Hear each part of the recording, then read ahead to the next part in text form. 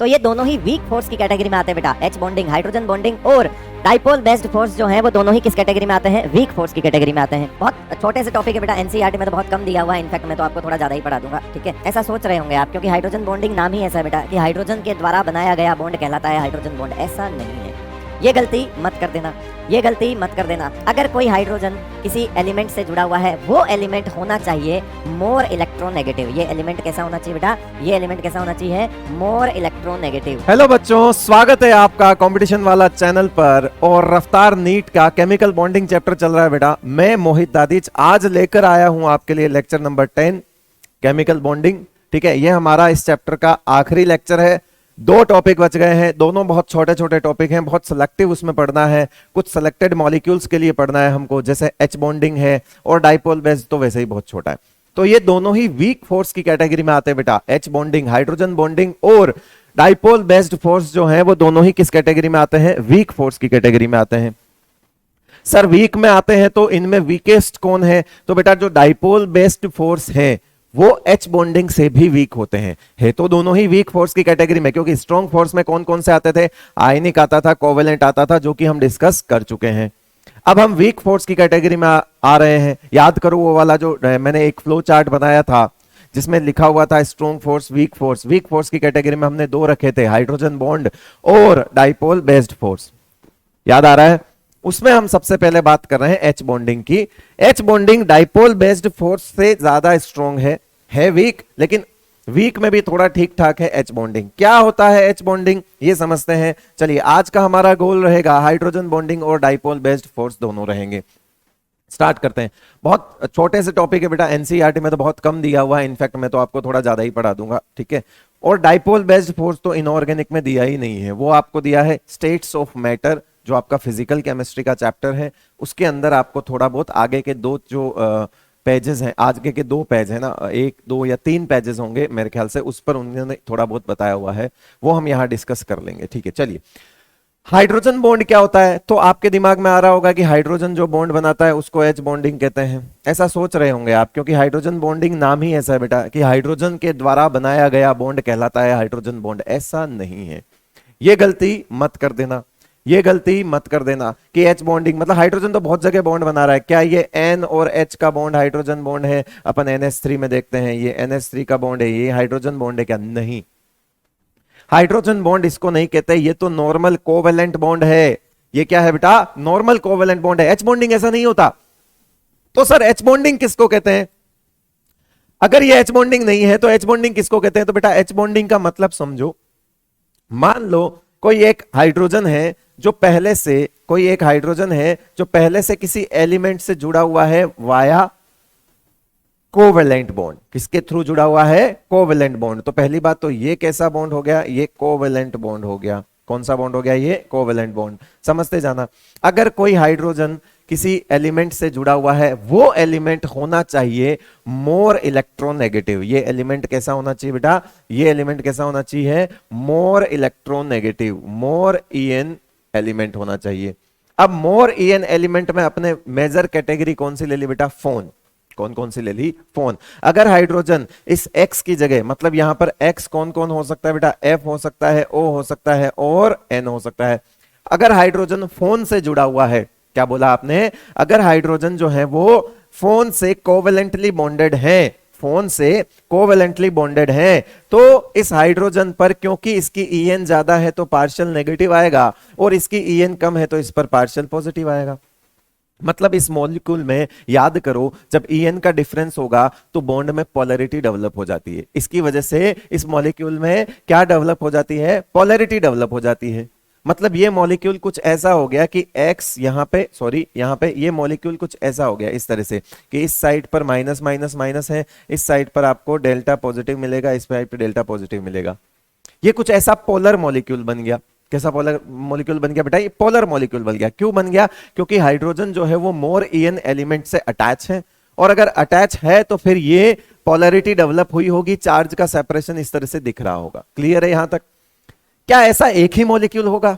नहीं सर, ऐसा मॉलिक्यूल और भी तो होगा, क्योंकि एक मॉलिक्यूल तो होगा नहीं, ये तो एक मॉलिक्यूल की बात करिए। तो पास वाला मॉलिक्यूल भी तो ऐसा ही होगा बेटा। पास वाला मॉलिक्यूल हमने इस तरह से बना दिया, फिर से हमने एक मॉलिक्यूल बनाया फिर से हमने एक मॉलिक्यूल बनाया, वो यहां पे बना दिया। इसको अलग कलर से बना लेता हूं ताकि आप समझ जाओगे कि ये रहा आपका, इसी कलर से रहने दो, ये रहा आपका X अगेन, और यहां पे वापस से क्या आ जाएगा बेटा, H, वापस से क्या आ जाएगा X, और यहां पे H। Same concept. क्या यही मॉलिक्यूल में ये सब घटना घट रही होगी? इस वाले मॉलिक्यूल की कहानी भी कुछ ऐसी होगी कि इसके ऊपर पार्शियल नेगेटिव और इसके ऊपर पार्शियल पॉजिटिव होगा। अब ये पार्शियल पॉजिटिव और ये पार्शियल नेगेटिव आपस में पोलर तो है, दूसरा ऑपोजिटली चार्ज्ड भी हो गए। ये दोनों एंड कैसे हो गए बेटा, ऑपोजिटली चार्ज हो गए। तो क्या होगा कि इसके पॉजिटिव वाले हिस्से से इसका नेगेटिव वाला हिस्सा जो है वो अट्रैक्ट होगा, और उस अट्रैक्शन का नाम है एच बॉन्डिंग। उस अट्रैक्शन का क्या नाम है बेटा, एच बॉन्डिंग। तो ये जो आपको बीच में यहां पे इस तरह से डॉट डॉट डॉट लाइन निकाल के दिखाई है, इसको क्या कहते हैं बेटा, ये है आपका एच बॉन्ड। इसको क्या बोलते हैं, हाइड्रोजन बॉन्ड इसको कहते हैं। हाइड्रोजन बॉन्ड इसको नहीं कहते हैं कि ये हाइड्रोजन इधर एक्स से कोवेलेंट बॉन्ड बना रहा है, उसका नाम हाइड्रोजन बॉन्ड नहीं है। अब आप कॉन्सेप्ट समझिए, डेफिनेशन भी समझिए, कॉन्सेप्ट भी समझिए कि जब एक हाइड्रोजन FON में से किसी के साथ जुड़ा हुआ होगा, इसको हमने हाईली इलेक्ट्रोनेगेटिव एलिमेंट की एक कैटेगरी दे दी। मैं जानता हूं कि हाइड्रोजन से ज्यादा मोर इलेक्ट्रोनेगेटिव एलिमेंट और भी होते हैं, लेकिन बेटा FON वाले हाइड्रोजन को ही देखा गया एच बॉन्डिंग करते हुए। FON के साथ जो हाइड्रोजन जुड़ा हुआ है उसी को देखा गया। कभी कभी क्लोरीन मान लो, कभी कभी बहुत कम, रेयरली इसलिए नहीं लिखा। तो याद करने का तरीका है, एच बॉन्डिंग कब होगी, जब हाइड्रोजन फोन से जुड़ा होगा। जब हाइड्रोजन फोन से जुड़ा होगा तो ऐसे मॉलिक्यूल में पोलरिटी डेवलप होगी, और इस तरह के एडजेसेंट मॉलिक्यूल आपस में एक दूसरे को एच बॉन्डिंग के थ्रू अट्रैक्ट करेंगे। तो इस तरह के जो पोलर मॉलिक्यूल्स होंगे, ये पोलर मॉलिक्यूल्स है बेटा, ये कैसा मॉलिक्यूल हो गया, पोलर मॉलिक्यूल्स। तो इन पोलर मॉलिक्यूल्स के बीच में जो एसोसिएशन होगा, इस तरह से जो एसोसिएशन होगा उसको बोलेंगे क्या, एच बॉन्डिंग। ऐसा ही ये मॉलिक्यूल यहां पे भी आ जाएगा इस तरह से। यहां पे क्या हो जाएगा, पार्शियल यहां पे क्या हो जाएगा, पार्शियल नेगेटिव हो जाएगा, ये पार्शियल नेगेटिव हो जाएगा, ये पार्शियल पॉजिटिव हो जाएगा, ये पार्शियल पॉजिटिव हो जाएगा। तो इस तरह के ये जो एच बॉन्डिंग है, इसको हम एच बॉन्डिंग बोलते हैं। इनके बीच का जो अट्रैक्शन है, बेसिकली ये मॉलिक्यूल और मॉलिक्यूल्स के बीच का अट्रैक्शन है, ना कि मॉलिक्यूल के अंदर के बॉन्ड्स हैं। इनको नहीं बोलेंगे हम एच बॉन्डिंग। ये एक मॉलिक्यूल के अंदर का बॉन्ड है, that is your covalent bond, not hydrogen bond. तो मॉलिक्यूल मॉलिक्यूल के बीच में जो अट्रैक्शन होता है उसी को हम एच बॉन्डिंग बोलते हैं। सर आगे जाके हम और भी मॉलिक्यूल मॉलिक्यूल के अट्रैक्शन तो हमने और भी पढ़े हैं, फिर हम सबको एच बॉन्डिंग क्यों नहीं बोलते हैं? तो बेटा बोल तो रहा हूं कि मॉलिक्यूल मॉलिक्यूल्स के बीच में और भी बहुत टाइप के अट्रैक्शन आएंगे, बट यहां एक कंडीशन है, ये वो मॉलिक्यूल है जिसमें हाइड्रोजन FO या N से जुड़ा हुआ है, उनकी कैपेसिटी हो जाती है एच बॉन्डिंग करने की, वो हाइड्रोजन बॉन्डिंग कर सकते हैं। तो आप अगर ऊपर लिखी हुई डेफिनेशंस अब अगर पढ़ोगे तो उसमें यही सब लिखा है जो मैंने समझाया है। When hydrogen is linked with high EN element like FON, molecules acquire polarity. Molecules में क्या आ जाती है, पोलैरिटी आ जाती है। एंड टू एडजेसेंट, दो पास पास वाले molecules attract each other by H bonding. अब ये 2 लिखा है, इसका मतलब 2 ही नहीं है, अब ये 2 हैं, ये अट्रैक्ट कर रहे हैं, तो ये चेन आगे से आगे चलती जाएगी बेटा। इधर ये एच बॉन्डिंग कर लेगा, इधर ये एच बॉन्डिंग कर लेगा। अब आप समझ पा रहे हो पैटर्न किस तरह से बनता जाएगा, समझ गए? इसको बोलते हैं एच बॉन्डिंग। आज के बाद एच बॉन्डिंग का डेफिनेशन जो है, दिमाग से कंफ्यूजन निकाल देना कि हाइड्रोजन जो बॉन्ड बनाता है उसको एच बॉन्डिंग कहते हैं। यही याद होता है बेटा कि एच बॉन्डिंग मतलब हाइड्रोजन का बॉन्ड है ना, एच बॉन्ड, नाम में एच है तो एच बॉन्ड ही होगा। नहीं नहीं नहीं नहीं, एच का रोल है, मैं जानता हूं, लेकिन रोल क्या है कि जब एच FON में से जुड़ा होगा तो ऐसे मॉलिक्यूल में पोलैरिटी डेवलप होगी, और वो पोलर मॉलिक्यूल आपस में एक दूसरे को जिस बॉन्ड के थ्रू अट्रैक्ट करेंगे उस बॉन्ड को हम हाइड्रोजन बॉन्डिंग कहेंगे। तो हाइड्रोजन बॉन्डिंग इज बेसिकली देखा जाए तो पोलर मॉलिक्यूल्स के बीच में लगने वाला अट्रैक्शन है। तो दुनिया में क्या सारे पोलर मॉलिक्यूल्स के बीच में अट्रैक्शन जो लगेगा उन सबको क्या बोलेंगे, क्या हाइड्रोजन बॉन्डिंग बोल देंगे? गलत। ऐसे पोलर मॉलिक्यूल्स को ही हम हाइड्रोजन बॉन्डिंग की कैटेगरी में लाएंगे जिनमें हाइड्रोजन और FON का लिंक हो। मतलब X की जगह FON नहीं हुआ तो ऐसा नहीं है कि वो पोलर नहीं होगा, पोलर होगा, बट वो पोलर पोलर अट्रैक्शन का नाम एच बॉन्डिंग नहीं होगा। तो सर उसका नाम क्या होगा? तो उसका नाम होगा बेटा डाइपोल डाइपोल फोर्स। तो सर ये डाइपोल डाइपोल फोर्स नहीं है क्या? कंफ्यूज नहीं कर रहा हूं, सुन लेना। तो सर क्या ये डाइपोल डाइपोल फोर्स नहीं है क्या? है, लेकिन इसकी एनर्जी डाइपोल डाइपोल वाले से ज्यादा आती है, तो मैं ऐसा बोल सकता हूं कि H bonding is a special case of dipole dipole interaction. Special case क्यों बोल दिया? क्योंकि सिर्फ ऐसे डाइपोल ही हम इंक्लूड करेंगे जिसमें FON से जुड़ा हुआ हाइड्रोजन। सिर्फ ऐसे डाइपोल ही हम इंक्लूड करेंगे जिनमें FON से जुड़ा हुआ हाइड्रोजन है। तो लिखना गलत नहीं है, लिखना गलत नहीं है कि H बॉन्डिंग जो है वो डाइपोल डाइपोल इंटरेक्शन है, गलत नहीं है, सही है। स्पेशल केस बोल दिया बिकॉज डाइपोल डाइपोल के अंदर भी एक प्रीमियम सेगमेंट आ गया बेटा, एनर्जी का एक प्रीमियम सेगमेंट आ गया इस वजह से। चलो अब देखते हैं हम क्या आगे बढ़ते हैं, क्लासिफिकेशन ऑफ एच बॉन्डिंग पर आ जाते हैं। बहुत इंपॉर्टेंट है ये चीज, क्लासिफिकेशन ऑफ एच बॉन्डिंग पर आते हैं। चलिए देखिए इस बात को। सबसे पहले आ गया इंटरमोलिकुलर एच बॉन्डिंग और उसके बाद आ गया आपका इंट्रामोलिकुलर एच बॉन्डिंग। इनका क्लासिफिकेशन और इनका जो क्या बोलते हैं डेफिनेशन वगैरह है वो सब इनके नाम में सुना हुआ है, नाम में लगा हुआ है बेटा। देखो इंटरमोलिकुलर एच बॉन्डिंग बोला, इंटर, इंटर का मतलब होता है आपने पूरा इंटरनेशनल, है ना, इंटरनेशन, इंटरनेशनल हो गया, इंटर स्टेट हो गया, इंटर स्टेट का मतलब दो स्टेट्स के बीच में, इंटरनेशनल का मतलब दो नेशंस के बीच में। तो यहां पर भी इंटरमोलिक्यूलर वर्ड है, इसका मतलब है present between molecules, present between molecules, इसके नाम से पता लग गया। तो सर फिर इंट्रामोलिक्यूलर क्या है? तो present with in molecule, present with in molecule, एक ही मॉलिक्यूल की दो साइट आपस में जुड़ जाए, उसको क्या बोलेंगे हम? उसको क्या बोलेंगे हम? इंटरमोलिक्यूल। अब देखो मान लो मैंने एक मॉलिक्यूल बनाया बेटा, यहां पे एक मॉलिक्यूल बनाया। अब अपने मॉलिक्यूल कैसे बनाते हो? ऐसे समझ लो, मैंने ये एक मॉलिक्यूल बनाया इस तरह से, कोई मॉलिक्यूल है, ऐसा हो सकता है, कोई दिक्कत नहीं। फिर उसके बीच में दूसरा मॉलिक्यूल यहां आ गया, तीसरा मॉलिक्यूल ऐसा आ गया। अब देखो यहां पे एच बॉन्डिंग कुछ इस तरह से होगी, एक मॉलिक्यूल से दूसरे मॉलिक्यूल, तीसरे मॉलिक्यूल, इस तरह से ये आपस में जुड़े हुए हैं। एक मॉलिक्यूल दूसरा मॉलिक्यूल से जुड़ा हुआ है, इसलिए बोला इंटरमोलिक्यूलर एच बॉन्डिंग। अब आगे वाली कहानी ऐसी है कि इंट्रा लिख दिया, तो सर इंट्रा में ऐसा क्या हो सकता है? तो देखो बेटा, ऐसा एक मॉलिक्यूल हो सकता है, ऐसा दूसरा मॉलिक्यूल भी हो सकता है। इनकी दो साइट ऐसी होगी जिसमें एक साइट पे मोर ईएन होगा, जिसमें एक साइट पे मोर ईएन होगा और एक साइट पे हाइड्रोजन होगा, एक साइट पे मोर ईएन होगा और एक साइट पे हाइड्रोजन बॉन्ड होगा। ऐसा हो सकता है। इन्होंने अपनी दोनों साइट को ही जोड़ लिया, इन्होंने दोनों अपनी साइट को जोड़ लिया, इसको बोलते हैं बेटा इंट्रामोलिकुलर। इसको क्या बोलते हैं? Intramolecular. Present with in molecule, एक ही मॉलिक्यूल के अंदर ऐसी दो साइट मिल गई बेटा, एक ही मॉलिक्यूल के अंदर ऐसी दो साइट मिल गई जिस पर एक साइट पर हाई ईएन एलिमेंट है, FON में से हो सकता है, और दूसरी साइट पर क्या है? हाइड्रोजन जुड़ा हुआ है। तो उन दोनों के बीच में हाइड्रोजन बॉन्डिंग हो जाती।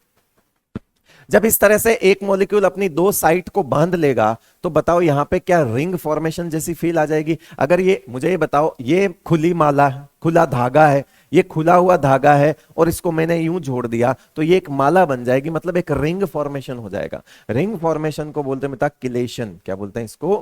किलेशन, किलेट बन जाना। किलेशन जो है मतलब उसका मतलब होता है रिंग फॉर्मेशन, किलेशन का मतलब होता है रिंग फॉर्मेशन। इसमें किलेशन हो सकता है, मैक्सिमम केस में नहीं होता, लेकिन हो सकता है। हो सकता हो कि 5 या 6 की मॉलिक्यूल के बाद आपस में ही जुड़ जाए, 5-6 के बाद आपस में ही जुड़ जाए, उसको बोलेंगे किलेट। उसको क्या बोलेंगे? किलेशन बोल सकते हैं, उसको किलेशन बोल सकते हैं। हो सकता हो 6, 7, 8, 9 यूनिट बनने के बाद आपस में जुड़ गए, 9 यूनिट के सेट बने हुए हैं। तो बेटा वो जो 9 यूनिट्स हैं उनमें आपस में तो इंटरमॉलिक्यूलर है, लेकिन 9 के बाद आपस में एक दूसरे से जुड़ गए, तो 9 का एक सेट बन गया, 6 का एक सेट बन गया, 5 का एक सेट बन गया। ऐसा हायर क्लासेस में जाके आप पढ़ोगे कि अमोनिया के अंदर 3 का, 6 का, 4 का, 5 का ऐसे क्लस्टर्स बन जाते हैं। तो 6 अमोनिया आपस में तो अमोनिया जुड़े हुए तो इंटरमॉलिक्यूलर से हैं। तो आप ये नहीं बोल सकते कि वो इंट्रा है, नहीं। इन दोनों साइड को अगर मैं जोड़ दूंगा, इन दोनों साइड को अगर मैं जोड़ दूंगा तो बताओ ये वाली साइड तो बेटा इस मॉलिक्यूल की है और ये वाली साइड इस मॉलिक्यूल की है, ये दोनों सेम मॉलिक्यूल नहीं है, अलग है। अलग का मतलब है तो सेम, डिफरेंट भी हो सकते हैं, बट एक ही साइड तो नहीं है। उसी मॉलिक्यूल की दो साइड को नहीं जोड़ा आपने इस मॉलिक्यूल की एक साइड को जोड़ा, इसको दूसरे को जोड़ा, तो यहां पे रिंग फॉर्मेशन हो सकता है। ऐसे मॉलिक्यूल्स आपको यहां नीट लेवल पे तो नहीं दिखेंगे, ना आपको पढ़ने हैं।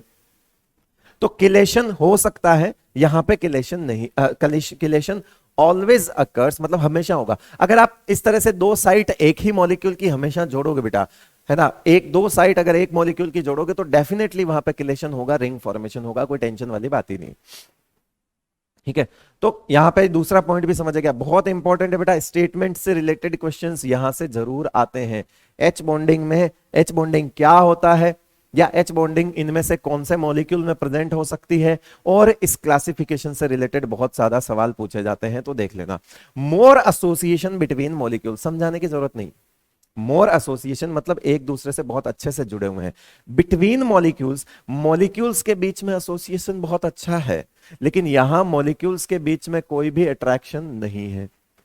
मॉलिक्यूल्स में है लेकिन मॉलिक्यूल्स के बीच में नहीं है। तो यहां क्या लिखोगे, association between molecules is less. Molecule के अंदर तो है बेटा, इसलिए तो उसको इंट्रा बोला है, लेकिन इंट्रा का यहां पे एक, दूसरा एक, तीसरा एक, चौथा एक, 5 इंट्रा के ऐसे मॉलिक्यूल 5 हैं। तो आप समझो इस बात को, इस छोटे से तरीके से मैं बताता हूं आपको। यहां पे 3 आदमी खड़े हैं,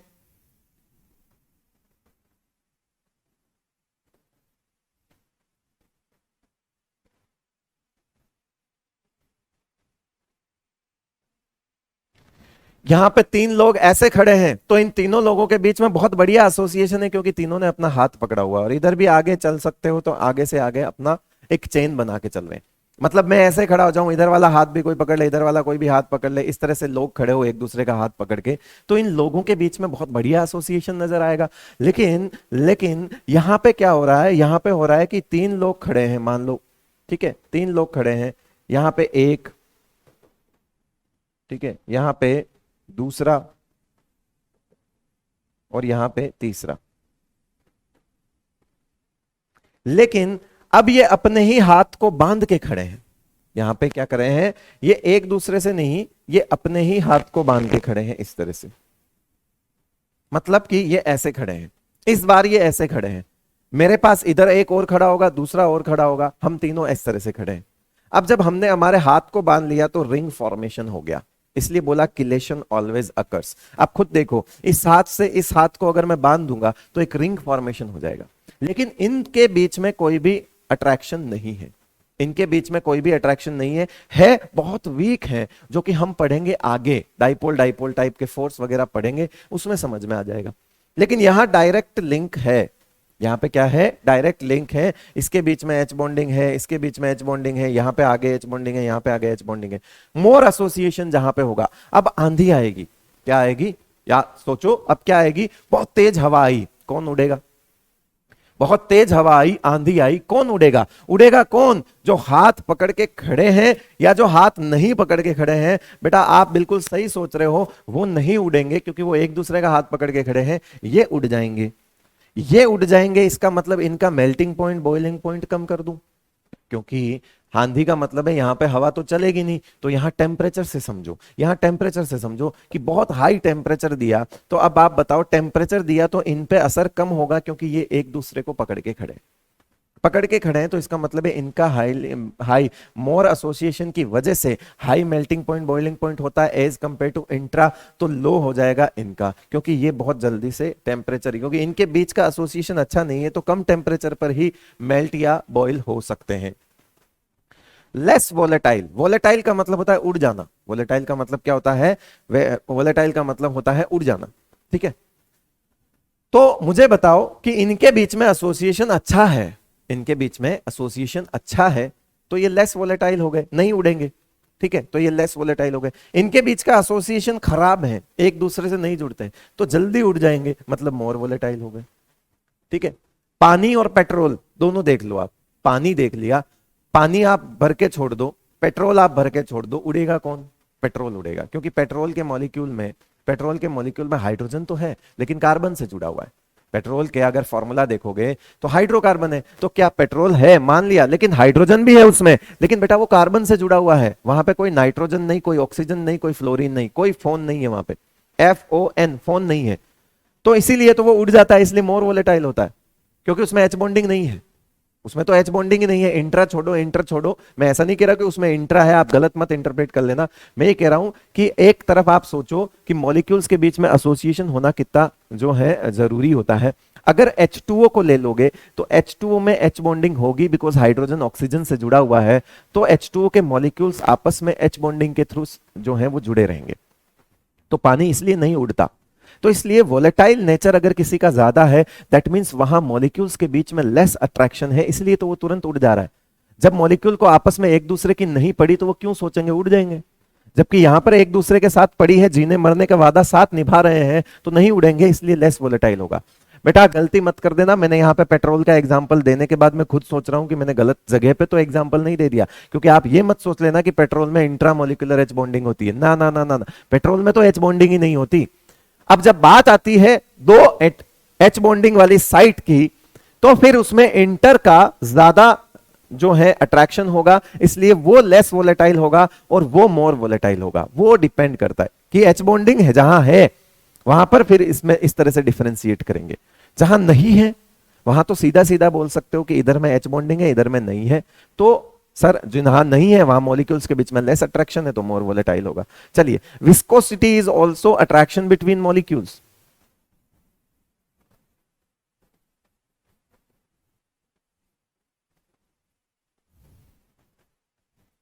विस्कोसिटी क्या होती है? अट्रैक्शन बिटवीन मॉलिक्यूल्स, है ना, जिसको अपन बोलते हैं, जैसे हनी ले लो तो मोर विस्कस है, पानी ले लो तो लेस विस्कस है। तो विस्कोसिटी कैसे बढ़ती जाती है? मॉलिक्यूल्स के बीच में जैसे जैसे अट्रैक्शन बढ़ता जाएगा विस्कोसिटी बढ़ती जाएगी। तो बताओ, इसमें मोर एसोसिएशन मतलब मोर अट्रैक्शन इसका मतलब है विस्कोसिटी ज्यादा, और इसमें लेस है तो लेस वाला हो जाएगा कि विस्कोसिटी इज लेस। तो इंटरमोलिकुलर और इंट्रामोलिकुलर का क्लासिफिकेशन अगर समझ में आ गया हो बेटा, तो हम आगे बढ़ सकते हैं। ऐसे सवाल पूछे जाते हैं एच बॉन्डिंग से, जो आपके सामने ये पॉइंट्स लिखे हुए हैं। चलिए, इन सब का रीजन हाइड्रोजन बॉन्डिंग है। इन सब का रीजन पहले ही बता देता हूं, एच बॉन्डिंग है। तो ये मत बोलना सर रीजन बताओ, रीजन बताओ, बेटा रीजन तो है ही। तो cellulose can show H bonding with water, सही बात है। सेलुलोज एच बॉन्डिंग कर सकता है पानी के साथ। सर कैसे याद रखें? सेलुलोज होता है बेटा लकड़ी में। कैसे याद रखोगे? सेलुलोज किस में होता है? लकड़ी में होता है। आपने देखा होगा आइसक्रीम सबने खाई होगी, कुल्फी, सॉरी आइसक्रीम नहीं, कुल्फी, कुल्फी खाई होगी सबने। कुल्फी में वो एक लकड़ी की स्टिक फंसाता है। वो अगर मेटल की या प्लास्टिक की स्टिक फंसा देगा तो वो कुल्फी जो है वो उसके साथ एच बॉन्डिंग नहीं कर पाएगी, क्योंकि कुल्फी में अल्टीमेटली क्या है? पानी भी तो है। तो पानी क्या करता है? लकड़ी के साथ एच बॉन्डिंग कर लेता है। इसलिए जो वो स्टिक होती है कुल्फी के अंदर, वो स्टिक लकड़ी की होती है, हमेशा लकड़ी की यूज करते हैं, ताकि क्या होगा, उससे वो कुल्फी उसके साथ चिपकी रहेगी। किसके थ्रू? एच बॉन्डिंग के थ्रू। एक और तरीका है लकड़ी का और पानी का रिश्ता, और समझ सकते हो। किससे समझ सकते हो? बारिश के दिनों में हमारे जो दरवाजे होते हैं वो अचानक से हमको लगता है बंद होना, बंद मतलब प्रॉपर जो है वो बंद नहीं हो पाते। ऐसा लगता है गेट बड़ा हो गया, है ना, अड़ जाते हैं। वो गेट इसलिए बड़ा होता है क्योंकि वो क्या करते हैं, बारिश के दिनों में हवा में मॉइस्चर होता है, और मॉइस्चर को वो लकड़ी खींच ली है, और खींचने का कारण है एच बॉन्डिंग। सेल्यूलोज है, एच बॉन्डिंग करेगा तो वो मॉइस्चर को खींचता है। जब वो मॉइस्चर को खींच के अपने पास ट्रैप कर लेता है H2O के मॉलिक्यूल्स, तो उसका वॉल्यूम बढ़ जाता है। क्योंकि अगर कोई चीज ला रहा है खुद के अंदर फिट कर रहा है तो फिर वॉल्यूम तो बढ़ेगा। जब वॉल्यूम बढ़ जाता है तो वो गेट बड़ा हो जाता है, और हमको लगता है गेट बड़ा हो गया, और हम क्या करते हैं कि प्रॉपर क्लोज हो जाए उसके लिए फिर उसको वापस कटवाते हैं, सही करवाते हैं। लेकिन ऐसा काम आप डायरेक्ट वैसे भी कर सकते हो कि अगर थोड़े दिनों तक उसको छोड़ दो तो धूप में वो वापस सही भी हो जाएगा, अगर वो H2O के मॉलिक्यूल उसमें से वापस हट जाए तो। उसके लिए सफिशिएंट टेम्परेचर की जरूरत होती है। ठीक है, दो तरीकों से आपको याद हो जाएगा। Cellulose can show H bonding, amino acid can show H bonding with water, ये भी सही है। अमीनो एसिड भी एच बॉन्डिंग कर सकता है वाटर के साथ। सर कैसे समझाएं? हमारी स्किन में, हमारी बॉडी तो खैर पूरी अमीनो एसिड की बनी हुई है, हमारी स्किन में भी बहुत अमीनो एसिड होते हैं, और अमीनो एसिड में ज्यादा तो मैं नहीं जानता बेटा, लेकिन अमीनो एसिड में भी नाइट्रोजन होता है। अमीनो एसिड में नाइट्रोजन होता है, और नाइट्रोजन जो है, नाइट्रोजन से जुड़ा हुआ हाइड्रोजन एच बॉन्डिंग कर सकता है। तो कभी बहुत बिल्कुल फ्रेश जमी हुई बर्फ पे, फ्रेश जमी हुई बर्फ पे हाथ रखना, आपका हाथ एक बार के लिए चिपक जाएगा।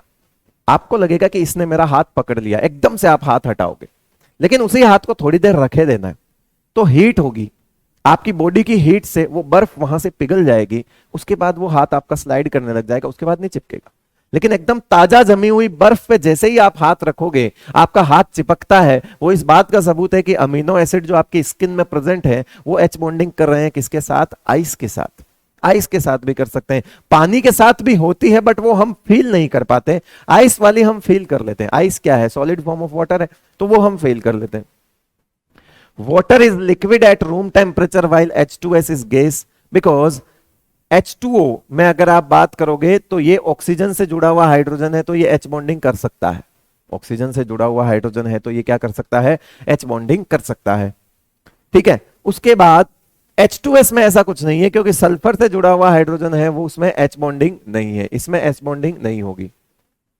अगर H बॉन्डिंग नहीं होगी तो मॉलिक्यूल्स दूर दूर होंगे, और मॉलिक्यूल्स दूर दूर होंगे इसीलिए तो ये गैस है। सोचो अगर हाइड्रोजन बॉन्डिंग नहीं होती तो हमको पानी भी गैस जैसा दिखता, तो फिर हमको कंडेंस करके पानी पीना होता, हमारे लिए बहुत मुश्किल हो जाती पानी पीना। तो शुक्र है H बॉन्डिंग का कि आज हमारे पास पानी है, रूम टेम्परेचर पर पानी जो है वो लिक्विड है। वो शुक्र मनाओ किस वजह से है, वो किसके बतौर है, वो है रूम टेम्परेचर पर लिक्विड है वाटर, उसका रीजन है इसमें H बॉन्डिंग है, इसमें H बॉन्डिंग है और इसमें H बॉन्डिंग नहीं है। ठीक है, H बॉन्डिंग होने की वजह से मॉलिक्यूल्स के बीच में अट्रैक्शन है, मॉलिक्यूल्स पास है, और मॉलिक्यूल पास है तो लिक्विड है, मॉलिक्यूल्स दूर है तो गैस है। तो H2S के मॉलिक्यूल दूर दूर होते हैं, इसीलिए हम छोटी क्लासों से पढ़ते आ रहे हैं गैस में मॉलिक्यूल दूर दूर होते हैं, लिक्विड में पास पास होते हैं। तो ये वाला टेम्परेचर भी आ गया। Fire due to petrol can not be extinguish by water, correct है एकदम। जो पेट्रोल वाली आग है, पेट्रोल से लगी हुई आग है, वो पानी से नहीं बुझा सकते। आपने पेट्रोल पंप्स पे देखा होगा कि कुछ रेड कलर की बाल्टी वगैरह टंगी रहती है, वो रेत होती है बेसिकली, उसमें पानी नहीं होता। वो बाल्टियां इसलिए नहीं टंगी हुई है कि उसमें पानी भर के अगर आग लग गई तो पानी भर के डाल देंगे, नहीं नहीं नहीं, पानी और पेट्रोल की तो बनती नहीं है। पानी और पेट्रोल कभी मिक्स नहीं होते। जो चीज आपस में मिक्स नहीं होती वो आपस में उनका कोई लेना देना नहीं है। आप पानी पर पेट्रोल डाल के आग लगा दो, आग लग जाएगी, ठीक है, आग लग जाएगी, कोई दिक्कत वाली बात नहीं है, क्योंकि पानी और पेट्रोल का कोई लेना देना नहीं। जब तक वो पेट्रोल है वो जलेगा और तब तक वो जलता ही रहेगा जब तक खत्म नहीं हो जाता।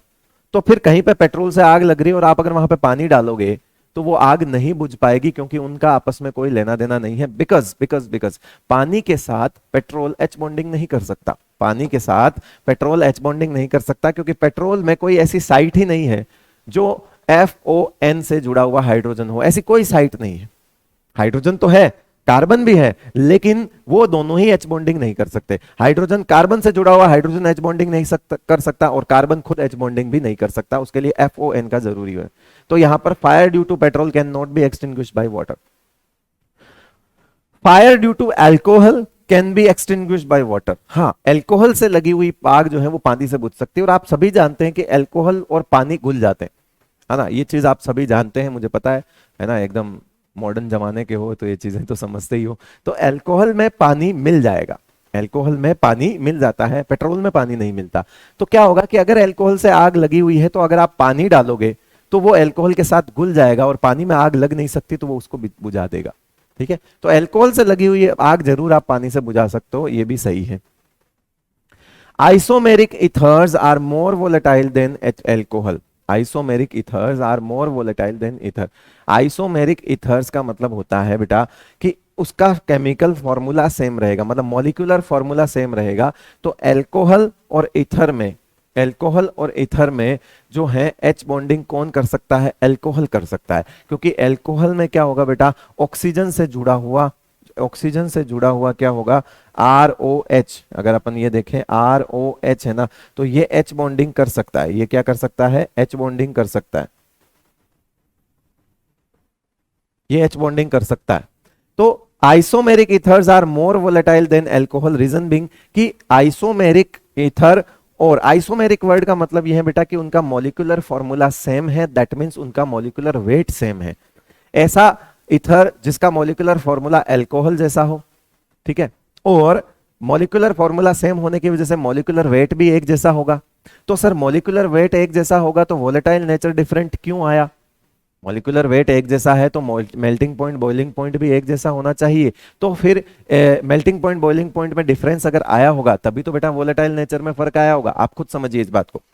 तो सर फिर वो इथर मोर वोलेटाइल क्यों हो गए जबकि आइसोमेरिक बोल रहे हैं? तो इसका मतलब है उसका मॉलिक्यूलर फॉर्मूला सेम है तो मॉलिक्यूलर वेट भी सेम होगा। फिर भी डिफरेंस क्यों आया? रीजन क्योंकि इथर में जो आपका हाइड्रोजन है, ठीक है, वो डायरेक्ट ऑक्सीजन से लिंक नहीं होगा, है ना। ईथर में जो आपका हाइड्रोजन है वो डायरेक्ट ऑक्सीजन से लिंक नहीं होगा, वो किससे लिंक होगा? वो कार्बन से लिंक होगा और वो H बॉन्डिंग कर नहीं सकता, इसलिए उसमें H बॉन्डिंग नहीं है तो वो मोर वोलेटाइल है क्योंकि मॉलिक्यूल्स के बीच में अट्रैक्शन कम है। रीजन कि इसमें एच बॉन्डिंग, इसमें अगर मैं लिख दूं कि इसमें एच बॉन्डिंग नहीं होती, इसमें क्या होती बेटा, इसमें एच बॉन्डिंग नहीं होती, तो यहां पे अट्रैक्शन कम हो जाएगा, तो मॉलिक्यूल्स जो है वो मोर वोलेटाइल होगा। इसमें एच बॉन्डिंग होती है, इसमें एच बॉन्डिंग होगी, उसमें एच बॉन्डिंग नहीं होगी। समझ रहे हो बात को? तो ये आर ओ एच में एच बॉन्डिंग पॉसिबल है, मोर अट्रैक्शन हो जाएगा, मोर अट्रैक्शन बिटवीन मॉलिक्यूल्स, तो ये हो जाएगा लेस वोलेटाइल। एल्कोहल के लिए लिख दिया, इथर के लिए आप सोच सकते हो उल्टा। High boiling point and viscosity can be explained by H bonding, high boiling point and viscosity can be explained by H bonding. High boiling point और विस्कोसिटी एच बॉन्डिंग के थ्रू हम समझ सकते हैं, तो ये तो सही बात है। अब देखो ये यही तो लिखा है ना, अगर विस्कोसिटी क्या होगी, मॉलिक्यूल्स के बीच में अट्रैक्शन ज्यादा होगा, अट्रैक्शन ज्यादा होगा तो high boiling point and viscosity जो है वो समझ में आ जाएगी, due to more attraction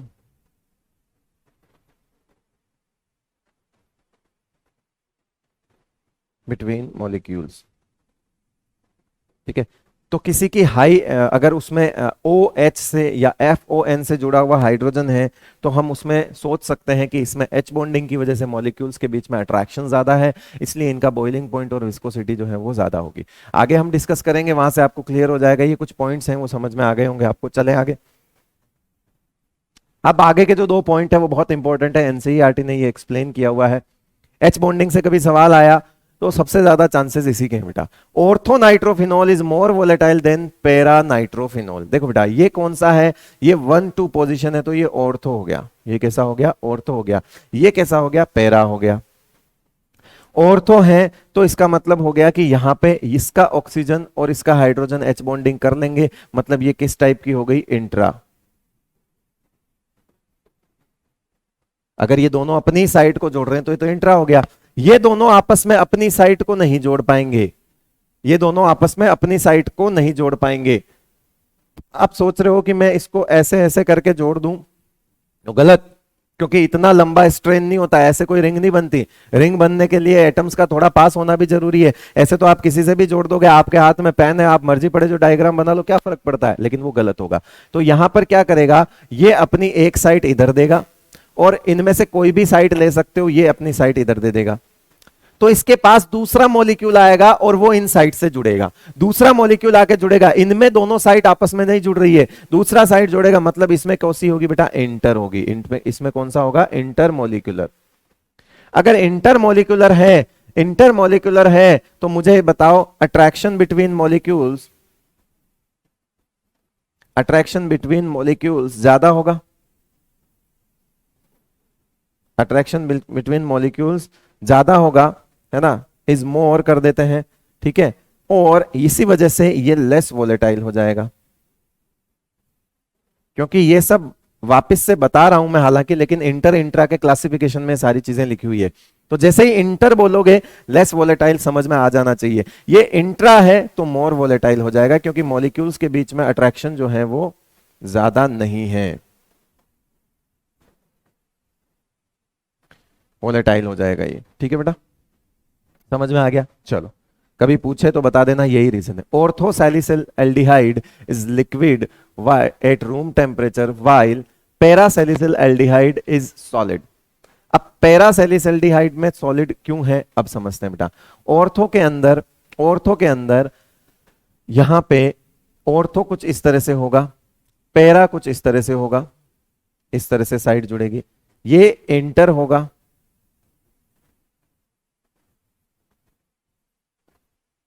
more association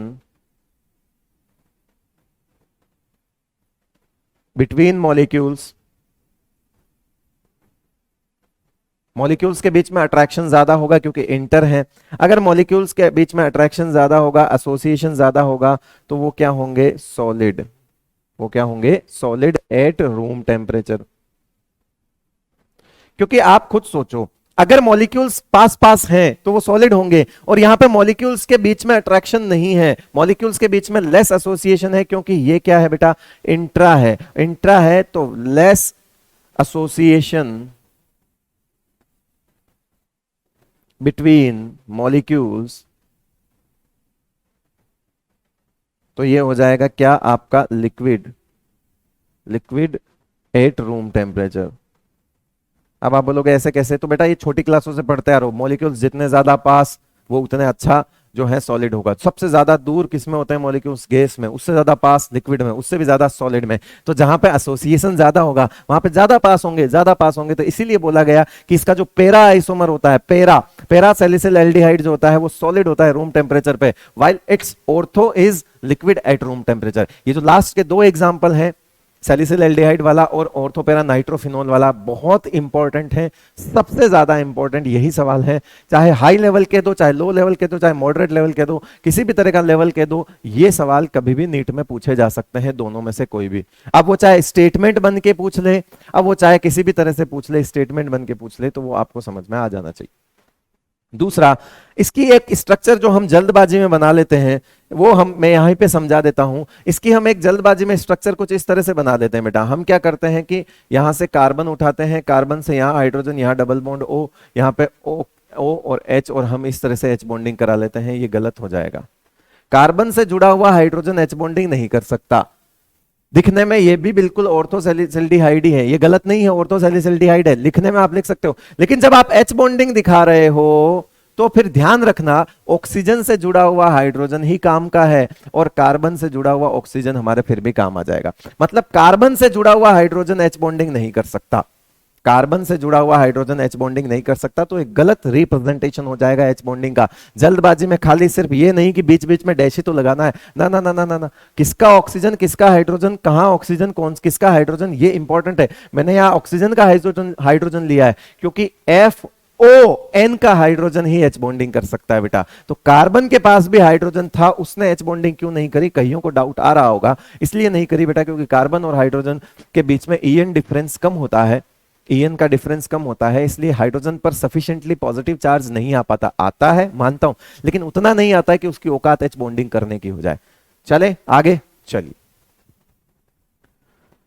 order of boiling point and melting point in group 15, 16 and 17 hydrides. वैसे ये पी ब्लॉक का पार्ट है, बट मैंने यहां पे ले लिया है एक बार कि आपको समझ में आ जाएगा, है ना। एक बार पी ब्लॉक का पार्ट है तो वो ले लिया मैंने। चलिए अभी फिलहाल एक बार ये वाला आप नोट करिए, एक बार ये वाला नोट करिए, जल्दी नोट करिए, उसके बाद आगे बढ़ेंगे। जल्दी नोट करो। हाँ भाई कर लिया, नोट कर लिया, चले आगे आ जाओ। हाँ, तो मैं बात कर रहा था कि आगे अपन H बॉन्डिंग में सबसे इंपॉर्टेंट सेगमेंट की तरफ जाने वाले हैं।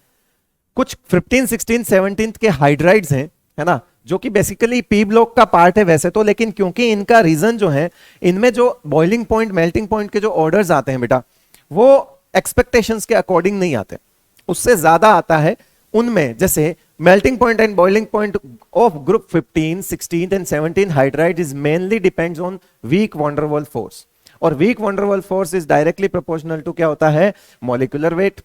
molecular weight ज्यादा तो मॉलिक्यूल्स के बीच में वीक फोर्स ज्यादा होगा, और मॉलिक्यूल्स के बीच में वीक फोर्स ज्यादा होगा तो उससे क्या होगा, उनका मेल्टिंग पॉइंट बॉइलिंग पॉइंट ज्यादा होगा। अगर कहीं पे H बॉन्डिंग वगैरह का कोई फिनोमेना नहीं है तो नॉर्मल कॉन्सेप्ट ये कहता है कि मेल्टिंग पॉइंट बॉइलिंग पॉइंट जो है वो मॉलिक्यूल्स के बीच में प्रेजेंट फोर्स पर डिपेंड करता है, और उनके बीच में प्रेजेंट फोर्स होता है बेटा वैन डर वाल्स फोर्स, है ना, जो कि हम पढ़ने वाले हैं अगले वाले पार्ट में हमारे, डाइपोल बेस्ड फोर्स। तो weak van der Waals force is directly proportional to molecular weight होता है। मॉलिक्यूलर वेट ज्यादा होगा तो नंबर ऑफ इलेक्ट्रॉन प्रोटॉन ज्यादा होंगे, सरफेस पे चार्ज वगैरह ज्यादा रहेंगे, तो मॉलिक्यूल की सरफेस के बीच में अट्रैक्शंस ज्यादा होंगे। इस वजह से कहा जाता है कि मॉलिक्यूलर वेट ज्यादा तो वीक फोर्स ज्यादा होंगे। But melting point and boiling point of NH3, H2O and HF, अब आप सोचो कि ये 15th ग्रुप का सबसे पहले वाला है, ये 16th ग्रुप का हाइड्राइड सबसे पहले वाला है, और ये 17th ग्रुप का हाइड्राइड सबसे पहले वाला है। और इन सब में एक चीज कॉमन है कि हाइड्रोजन तीनों में है, और एक चीज कॉमन है कि हाइड्रोजन किससे जुड़ा हुआ है, FO और N से। मतलब NH3 के मॉलिक्यूल्स में भी H बॉन्डिंग होगी, H2O के मॉलिक्यूल्स के बीच में भी H बॉन्डिंग होगी, और HF के बीच में भी H बॉन्डिंग होगी। और मैंने कहा था कि H बॉन्डिंग जो है वो वैसे तो वीक है कंपेयर करें आयनिक बॉन्ड और कोवेलेंट बॉन्ड से, तो बेटा लेकिन वैन डर वाल्स फोर्स से अगर कंपेयर करें, वैन डर वाल्स फोर्स से अगर कंपेयर करें तो H बॉन्डिंग स्ट्रॉन्ग है, उनसे क्या है, थोड़ी स्ट्रॉन्ग है। और अगर थोड़ी स्ट्रॉन्ग है तो इन मॉलिक्यूल्स में एक एक्स्ट्रा अट्रैक्शन डेवलप हो जाएगा। NH3 H2O और HF के मॉलिक्यूल्स में क्या डेवलप हो जाएगा, एक्स्ट्रा अट्रैक्शन डेवलप हो जाएगा। वो एक्स्ट्रा अट्रैक्शन क्या होगा, उसकी वजह से उनके बॉइलिंग पॉइंट मेल्टिंग पॉइंट में चेंजेस आ जाएंगे, क्योंकि किस पर डिपेंड करता है, मॉलिक्यूल के अट्रैक्शन पर डिपेंड करता है MPBP। Melting point boiling point किस पर डिपेंड करता है, melting point melting point depend करता है मॉलिक्यूल्स के बीच में अट्रैक्शन पे। और मैं ये कह रहा हूं कि इनके मॉलिक्यूल्स के बीच में एक्स्ट्रा अट्रैक्शन डेवलप होगा due to presence of H bonding, due to presence of H bonding. H bonding की वजह से इनमें क्या होगा कि कुछ एक्स्ट्रा अट्रैक्शन आएगा, जिसकी वजह से इनके बॉइलिंग पॉइंट जो है, मेल्टिंग पॉइंट जो है वो हायर देन एक्सपेक्टेशंस होंगे। आप जितना एक्सपेक्ट करोगे उससे ज्यादा होंगे, क्योंकि मॉलिक्यूल्स के बीच में आप जितना एक्सपेक्ट कर रहे हो उससे ज्यादा अट्रैक्शन है, बिकॉज यहां एक अलग तरह का फोर्स लग रहा है, and that is are hydrogen bond in their respective group. अपने अपने ग्रुप में जितना नंबर इनका होना चाहिए उससे ज्यादा आते हैं due to presence of H bonding. मतलब अपने ग्रुप में अगर आप देखोगे, आ जाओ समझ जाओगे, अपने ग्रुप में अगर आप देखोगे तो इनका मॉलिक्यूलर वेट सबसे कम है और नीचे वालों का मॉलिक्यूलर वेट धीरे धीरे बढ़ रहा है। तो अकॉर्डिंग टू मॉलिक्यूलर वेट अगर जाओगे बेटा, तो फिर इनका सबसे कम होना चाहिए, इसका इससे ज्यादा होना चाहिए, इसका इससे ज्यादा होना चाहिए, और SbH3 का मैक्सिमम होना चाहिए। सिमिलरली अगर आप बढ़ोगे तो ये भी इंक्रीजिंग मैनर में होना चाहिए था, लेकिन क्योंकि FON, ये अगर बात करें FON, तो बेटा इनके अंदर H बॉन्डिंग है, इनके अंदर क्या है, H बॉन्डिंग है, इनके अंदर H बॉन्डिंग है, H बॉन्डिंग प्रेजेंट है, तो melting point, boiling point and boiling point is higher than expectation. Expectation से ज्यादा होंगे। तो सर इनमें H बॉन्डिंग नहीं होगी क्या, हाइड्रोजन तो इनमें भी है, तो बेटा कॉन्सेप्ट यही कहता है हाइड्रोजन किससे जुड़ा होना चाहिए, FON से जुड़ा होना चाहिए। तो अपने अपने ग्रुप में मैंने एक नंबर दे दिया, अपने अपने ग्रुप में मैंने एक नंबर दे दिया, एंड दैट इज आवर जुगाड़। बॉइलिंग पॉइंट का जुगाड़ याद रखने का तरीका है, जुगाड़ याद रखने का है कि बेटा अगर आपको इनके नंबर दे दूं, अगर आपको इनके नंबर दे दूं कि इसका कितना नंबर है, इसका कितना नंबर है, मतलब ये कब कौन से नंबर पे आएगा, तो आप इनका ऑर्डर लिख सकते हो फाइनली। तो जुगाड़, बॉइलिंग पॉइंट का जुगाड़ कहता है 211। बॉइलिंग पॉइंट का जुगाड़ क्या कहता है बेटा, 211। सर ये 211 क्या है, तो बेटा 211 का सीधा सीधा मतलब है अपने ग्रुप में ये दूसरे नंबर पर होगा, अपने ग्रुप में ये दूसरे नंबर पे होगा। अपने ग्रुप में अगर ये दूसरे नंबर पे होगा तो इसका मतलब है फिर पहले नंबर पे ये होगा, दूसरा यहां आ चुका है तो ये तीसरा होगा और ये चौथा होगा। समझ गए, अपने ग्रुप में ये पहले नंबर पे होगा, तो बताओ ये कौन से नंबर पे, 2, ये 3, ये 4। ये वापस से एक नंबर पे होगा, तो बताओ ये किस पे होगा, 2, ये 3, ये 4। क्योंकि मॉलिक्यूलर वेट इसका ज्यादा है तो 2 नंबर पे तो यही आएगा बेटा, क्योंकि जहां पे H बॉन्डिंग नहीं है वहां हम क्या देखेंगे, मॉलिक्यूलर वेट देखेंगे, वीक फोर्स देखेंगे। तो वीक फोर्स तो बेटा फिर इनके अंदर ज्यादा होंगे ना, क्योंकि इनका मॉलिक्यूलर वेट ज्यादा है अपने ग्रुप के अंदर। तो आपने ये कितने सवाल कर लिए, 3 सवाल कर लिए, ये तीनों सवाल कभी भी पूछ सकते हैं। हम यहां पे टोटल 9 क्वेश्चन करेंगे, जिसमें से 3 हो चुके हैं, 3 एक झटके में हो गए। और वो 3 में एक झटके में कैसे हो गए कि अगर आपको पता है कि boiling point is 211, boiling point is 211, उसके बाद आप ऑर्डर लिख सकते हो। फॉर एग्जाम्पल अब आप इसका फाइनल ऑर्डर अगर लिखना चाहो, अब अगर आप इसका, जैसे आप इसका फाइनल ऑर्डर लिखना चाहो, फाइनल ऑर्डर लिखना चाहोगे तो क्या लिखोगे बेटा, सबसे पीछे कौन आएगा, PH3 आ जाएगा, उससे ज्यादा कौन होगा, ASH3 हो जाएगा, उससे ज्यादा कौन हो जाएगा, NH3 हो जाएगा, और उससे ज्यादा कौन हो जाएगा, SbH3 हो जाएगा। ये ऑर्डर हो जाएगा किसका, बॉइलिंग पॉइंट का। इसी तरह से आप 16th का 17th का ऑर्डर भी लिख सकते हो। मैंने सिर्फ ये 15th का लिख के बताया है। होमवर्क में आपको क्या करना है, 16th और 17th का ऑर्डर भी इसी तरह से लिखना है। 1 का मतलब मैक्सिमम है ना, 1 का मतलब मैक्सिमम है, आप समझ जाओगे यहां पे, इस वजह से मैंने लिखा है 1 का मतलब मैक्सिमम है। ठीक है, ये बॉइलिंग पॉइंट का ऑर्डर होता है। सर मेल्टिंग पॉइंट का ऑर्डर क्या होगा, मेल्टिंग पॉइंट का टॉप टू बॉटम ऑर्डर देखते हैं बेटा। मेल्टिंग पॉइंट का जुगाड़ है क्या, मेल्टिंग पॉइंट का जुगाड़ क्या है, मेल्टिंग पॉइंट का जुगाड़ है 112। मेल्टिंग पॉइंट का जुगाड़ क्या है बेटा, 112। सर चेंज क्यों हो गया, 211 ये क्यों नहीं है, तो बेटा मेल्टिंग का मतलब क्या होता है, मेल्टिंग का मतलब होता है सॉलिड से लिक्विड जाना, बॉइलिंग का मतलब होता है लिक्विड से गैसियस फेज में जाना। अब जब सॉलिड से आप स्टार्ट कर रहे हो, सॉलिड से किसी चीज को स्टार्ट कर रहे हो, तो सॉलिड में H बॉन्डिंग के साथ साथ एक फैक्टर और आता है, that is your packing efficiency. क्या आता है, पैकिंग एफिशिएंसी की सॉलिड में इनका लैटिस कितना स्ट्रॉन्ग है। पैकिंग जिनकी ज्यादा होगी, कॉम्पैक्ट पैकिंग होगी, पास पास होंगे, वो सॉलिड से लिक्विड होने में टाइम लगाएंगे, इसका मतलब है उनका मेल्टिंग पॉइंट फिर ज्यादा होगा। और सॉलिड्स में जो पैकिंग एफिशिएंसी है वो डिपेंड करती है उनकी स्ट्रक्चर पे कि किस तरह की पैकिंग होगी। अभी समझ जाओगे। फिलहाल 112 को इस्तेमाल करते हैं बेटा, और यहां पे मैं सीधा सीधा लिख लेता हूं ये 1, ये 1 और ये 2। अब इस ग्रुप का अगर आपको इनके नंबर मैंने बता दिए, ये जुगाड़ क्या बताता है, रेस्पेक्टिव ग्रुप में इनका नंबर बताता है, ना कि इनका ऑर्डर बताता है। ये इनके ग्रुप में इनका नंबर बताता है बेटा। तो बताओ मुझे, अगर ये 1 है तो ये कौन सा होगा, 2 होगा, ये 3 होगा, ये 4 होगा। अगर ये 1 है तो ये 2 होगा, ये 3 होगा, ये 4 होगा। अगर ये 2 है तो ये 1 होगा, 2 वहां आ गया तो ये 3 होगा, ये 4 हो जाएगा।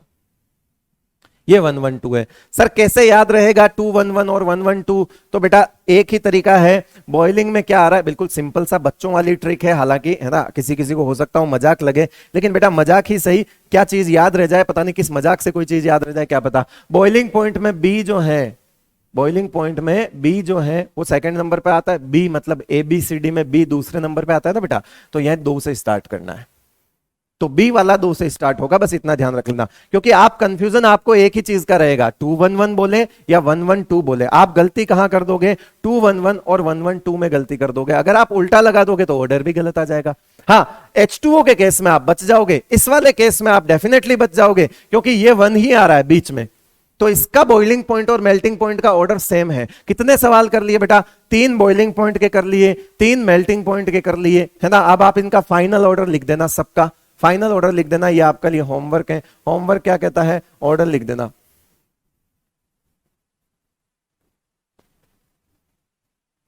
ऑर्डर ऑफ ईच ग्रुप लिख देना, ये होमवर्क है बेटा। कैसे लिखोगे, फॉर एग्जांपल मैं एक लिख देता हूं, ये लिख देता हूं, मैंने लिख दिया यहाँ पे सबसे कम हो जाएगा HCl का, उससे उससे 4 नंबर, उसके बाद कौन आएगा, HBr आ जाएगा, उसके बाद 2 नंबर कौन आ जाएगा, HF आ जाएगा, उसके बाद कौन हो जाएगा, HI आ जाएगा, HI। ठीक है, ये हो जाएगा। ठीक है भाई, ये हो गया आपका मेल्टिंग पॉइंट का ऑर्डर। चले आगे, ठीक है। H bonding strength order in NH3 H2 and HF। अब अपन 6 सवाल कर चुके हैं, अब अपन 3 सवाल और करेंगे।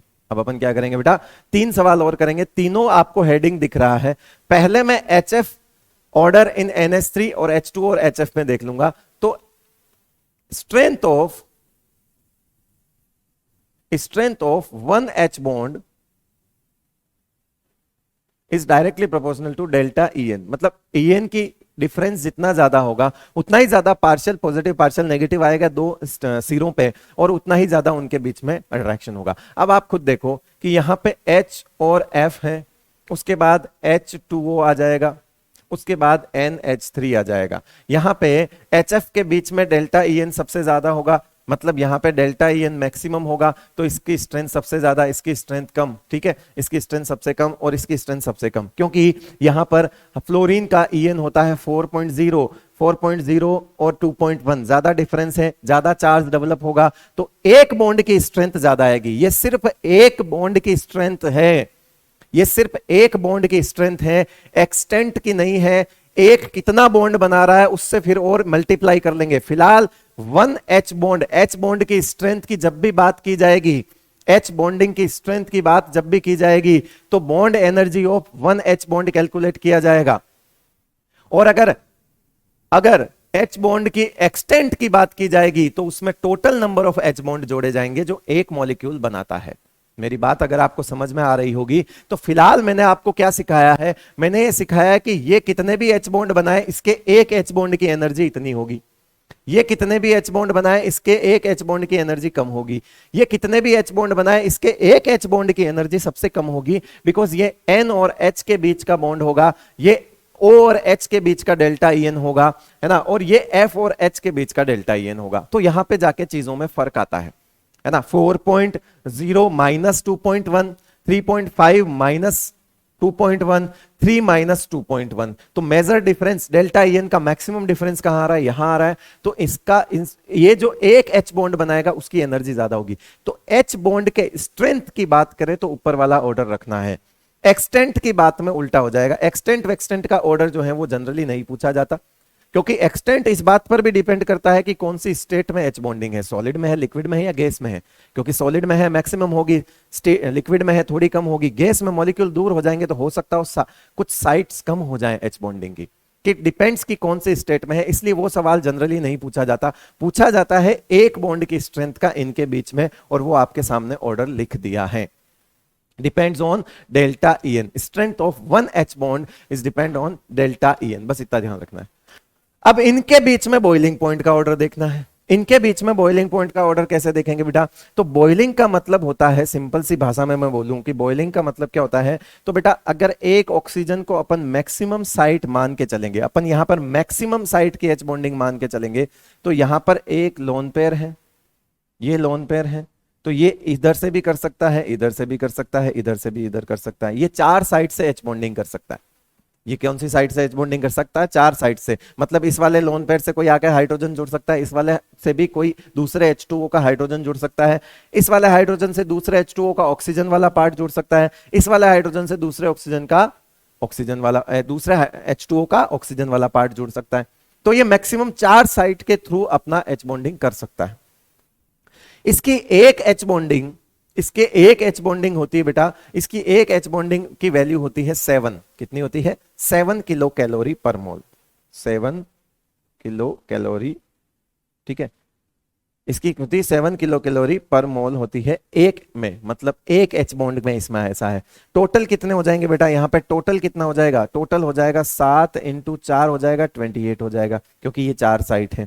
इसी तरह से अमोनिया की मैक्सिमम कंडीशन भी अगर मान लें, अमोनिया की मैक्सिमम कंडीशन भी अगर मान लें, तो ये भी क्या करेगा, एक लोन पेयर और एक 3 हाइड्रोजन है, मैक्सिमम कंडीशन में अमोनिया तीनों साइड से एच बॉन्डिंग कर सकता है। मैं मैक्सिमम एवरेज कंडीशन की बात कर रहा हूं, प्रैक्टिकली ऑब्जर्व्ड वैल्यू को मैं आपको बता रहा हूं। हो सकता हो किसी किसी केस में अमोनिया को सिर्फ 2 साइड से एच बॉन्डिंग करता हुआ देखा जाए, एक साइड से करता। मैं मैक्सिमम केस मान रहा हूं कि मैक्सिमम ये 4 साइड से कर सकता है। एवरेज की अगर बात करें तो मैक्सिमम 4 साइड पे कर सकता है। इसकी एक की एच बॉन्डिंग होती है 3। कितनी होती है इसमें? एक का 3 किलो कैलोरी, एक का होता है 3 किलो कैलोरी पर मोल, ठीक है। तो 4 हो जाएगा 7, मतलब सॉरी 4 हो जाएगा तो कितना हो जाएगा? 3 × 4, इसका कितना हो जाएगा? 12 हो जाएगा टोटल। ये 12 हो जाएगा, ये 28 हो जाएगा। उसके बाद आता है HF। उसके बाद क्या आता है बेटा? HF। HF में लोन पेयर तो भले ही 3 है, लेकिन डाउट नहीं आना चाहिए, क्योंकि लोन पेयर भले ही 3 है लेकिन EN ज्यादा है, इलेक्ट्रोनेगेटिविटी ज्यादा होने की वजह से लोन पेयर डोनेशन टेंडेंसी कम हो जाती है। तो ये सिर्फ एक साइड से एच बॉन्डिंग करता है और इधर वाला भी ये करेगा। तो बेसिकली क्या करेंगे, इसके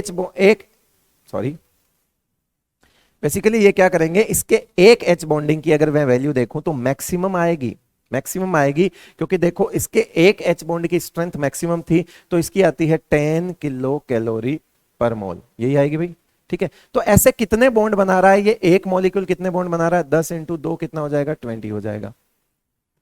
अब आप अगर एक मोल की एनर्जी देखोगे तो ये 7 है, ये 10 है, 10 वाला मैक्सिमम हो गया, देखो एक बॉन्ड की स्ट्रेंथ, 7 वाला दूसरे नंबर पे आ गया एक बॉन्ड की स्ट्रेंथ, 3 वाला सबसे पीछे आ गया एक बॉन्ड की स्ट्रेंथ। ये फिर से आप ऊपर वाले चीजों में देख सकते हो, आपको समझ आ जाएगा। ये प्रूव हो गया कि इसके एक बॉन्ड की स्ट्रेंथ करीब 10 किलो कैलोरी होती है, इसके की एक बॉन्ड की स्ट्रेंथ करीब क्या होती है? 7 होती है, और इसके एक बॉन्ड की स्ट्रेंथ करीब क्या होती है? 3, क्योंकि डेल्टा EN में कम है। तो ये अगेन प्रूव हो गया कि strength of one H bond. लेकिन बात यह है बेटा कि यहां पर एक्सटेंट सोचना है, एक नहीं सोचना है।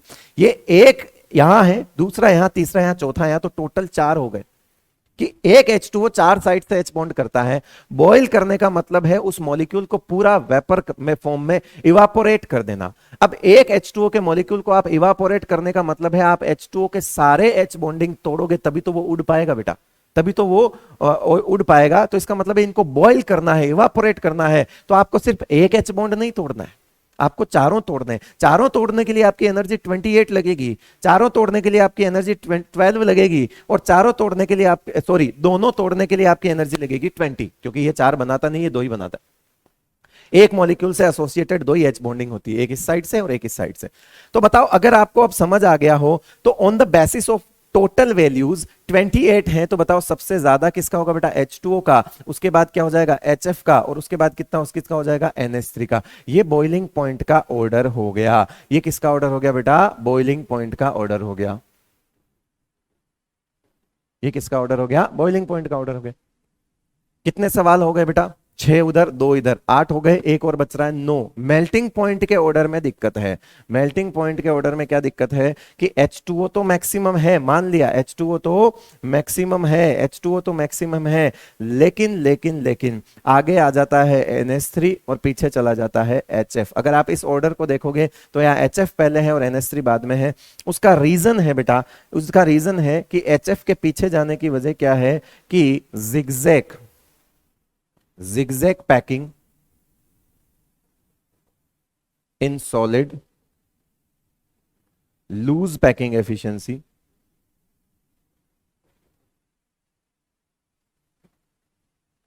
low melting point। Loose packing efficiency, low melting point हो जाएगा।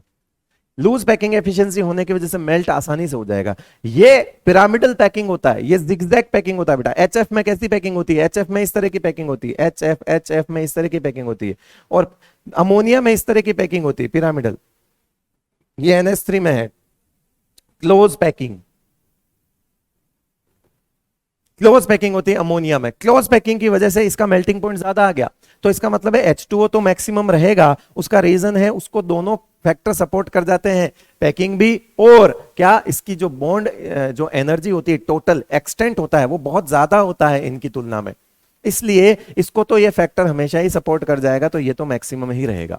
तो H2O कभी परेशान नहीं करेगा, H2O एक नंबर पर ही है। हाँ, मेल्टिंग पॉइंट का ऑर्डर लिखते टाइम NH3 और HF में दिक्कत आ जाती है, जो कि बॉइलिंग में उल्टा होता है, मेल्टिंग में उल्टा होता है। इस तरह से आपने टोटल सवाल कर लिए बेटा 9 सवाल है। 9 के 9 सवाल जो हैं आपके अभी के अभी जो हैं आपको बिल्कुल दिमाग में एकदम फिट हो जाने चाहिए।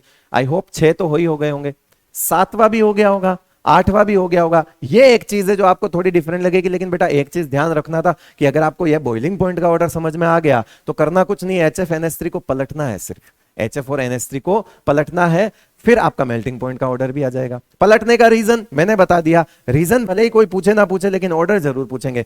ये 9 के 9 क्वेश्चंस बहुत इंपॉर्टेंट है, कभी भी पूछे जा सकते हैं। ये 9 के 9 सवाल बहुत इंपॉर्टेंट है, कभी भी पूछे जा सकते हैं। चलिए इसी के साथ अब आगे बढ़ते हैं।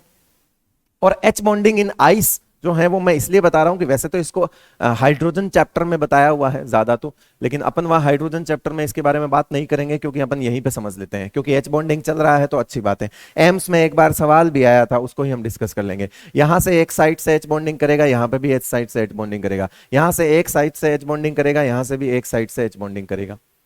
ठीक है, तो इसका मतलब है पहली बात तो ये चारों तरफ टेट्राहेड्रल में अगर बॉन्डिंग कर रहा है तो इसका मतलब क्या हुआ, इसके अंदर कैसी H बॉन्डिंग हो गई? 3D H bonding. कैसी हो गई बेटा इसमें? 3D H bonding. Maximum site 4 हो गई। ठीक है, दूसरा ओपन केज लाइक स्ट्रक्चर बनाएगा, ये ओपन केज लाइक स्ट्रक्चर। अगर ओपन केज, ये आइस की बात हो रही बेटा, ये किसकी बात हो रही है? आइस की बात हो रही है। अगर ये ओपन केज लाइक स्ट्रक्चर बनाएगा, ओपन केज लाइक स्ट्रक्चर बनाएगा तो खाली स्पेस आएगा, मतलब ओपन केज की वजह से इसका वॉल्यूम जो है वो बढ़ जाएगा, और वॉल्यूम बढ़ने की वजह से इसकी डेंसिटी जो है, डेंसिटी कम हो जाएगी as compare to H2O liquid, as compare to H2O liquid इसकी, क्योंकि बेटा वॉल्यूम बढ़ेगा, D इज इक्वल्स टू होता है M/V होता है। अगर वॉल्यूम बढ़ेगा तो डेंसिटी क्या होगी? कम हो जाएगी। इसका वॉल्यूम बढ़ जाता है, रीजन क्योंकि ये ओपन केज है। ओपन केज का मतलब है जब आइस के अंदर जो है वो जो क्या बोलते हैं, कैज लाइक स्ट्रक्चर बनती है, मतलब बीच में खाली स्पेस आता है, उस खाली स्पेस की वजह से वॉल्यूम बढ़ जाता है, वॉल्यूम बढ़ने की वजह से डेंसिटी कम हो जाती है, मतलब H2O की तुलना में इसकी डेंसिटी जो है वो कम होता है। That's why ice floats on H2O। ठीक है, आइस फ्लोट्स ऑन H2O, या इसको H2O ना लिख के वाटर लिख देते हैं, ज्यादा सही रहेगा। ताकि आपको समझ आ जाए कि अपने आप में ही ये H2O सॉलिड है और ये ऐसा वाला। तो इस वजह से आइस जो है वो किस पर तैरता है बेटा, पानी पर तैरता है, क्योंकि उसका वॉल्यूम जो है वो ज्यादा हो जाता है, उसकी वजह से उसकी डेंसिटी जो है वो कम हो जाती है। तो कम डेंसिटी वाला ज्यादा डेंसिटी पर जो है वो जो है फ्लोट करेगा। ठीक है, चलिए सर इसके स्ट्रक्चर से हम और किस तरह का सवाल हम कर सकते हैं। तो बेटा एम्स में एक बार पूछ लिया था, एम्स में एक बार पूछ लिया था कि देखो ये है तो यहाँ पे क्या जुड़ेगा, ये O जुड़ेगा, ये H जुड़ेगा, और भी आगे जुड़ता रहता है। ये मैंने आपको 2D में बनाया है, लेकिन 3D में और अलग तरीके से। ये हाइड्रोजन है तो यहाँ पे H, ये हाइड्रोजन है तो यहाँ पे H, ये H, इस तरह से जुड़ते हैं बेटा। हाइड्रोजन वाली साइट अगले के लोन पेयर वाली साइट से जुड़ेगी और लोन पेयर वाली साइट अगले के हाइड्रोजन वाली साइट से जुड़ेगी। अब जरा ध्यान से देखो, ध्यान से देखो, इसको समझना बेटा मैं क्या लिखने वाला हूं, क्योंकि एम्स ने सवाल पूछा total number of surround S. ये एक मॉलिक्यूल है किसका, H2O का। किसका मॉलिक्यूल है, ये एक H2O का मॉलिक्यूल है। इस मॉलिक्यूल से कितने सराउंडिंग H जुड़े हुए हैं, कितने सेकंड नियरेस्ट हैं, कितने नियरेस्ट हैं, ये सब देखेंगे। देखो बेटा इस मॉलिक्यूल के जो सबसे डायरेक्ट लिंक हैं वो सब नियरेस्ट हो गए। ठीक है, ये भी नियरेस्ट हो गया तो ये भी नियरेस्ट हो जाएगा। फिर ये नियरेस्ट 2 हाइड्रोजन हो गए, ये भी नियरेस्ट हो जाएगा। ठीक है, नियरेस्ट से जुड़ा हुआ सेकंड नियरेस्ट कहलाता है। तो इसका मतलब क्या हो गया, अब मैं सेकंड नियरेस्ट की अगर बात करूं तो ये ऑक्सीजन सेकंड नियरेस्ट हो गया, ये ऑक्सीजन भी सेकंड नियरेस्ट हो गया। ये हाइड्रोजन थर्ड नियरेस्ट है, इसको सेकंड नियरेस्ट मत लिख देना, क्योंकि ये नियरेस्ट से जुड़ा हुआ ही सेकंड नियरेस्ट कहलाता है। सेकंड नियरेस्ट से जुड़ा हुआ कभी भी सेकंड नियरेस्ट नहीं होगा, वो थर्ड नियरेस्ट हो जाएगा। उसके बाद ये नियरेस्ट है, लेकिन इसी नियरेस्ट से दोनों हाइड्रोजन जुड़ गए, मतलब ये भी सेकंड नियरेस्ट होगा और इसको भी सेकंड नियरेस्ट बोलना पड़ेगा, इसको भी सेकंड नियरेस्ट बोलना पड़ेगा और इसको भी सेकंड नियरेस्ट बोलना पड़ेगा।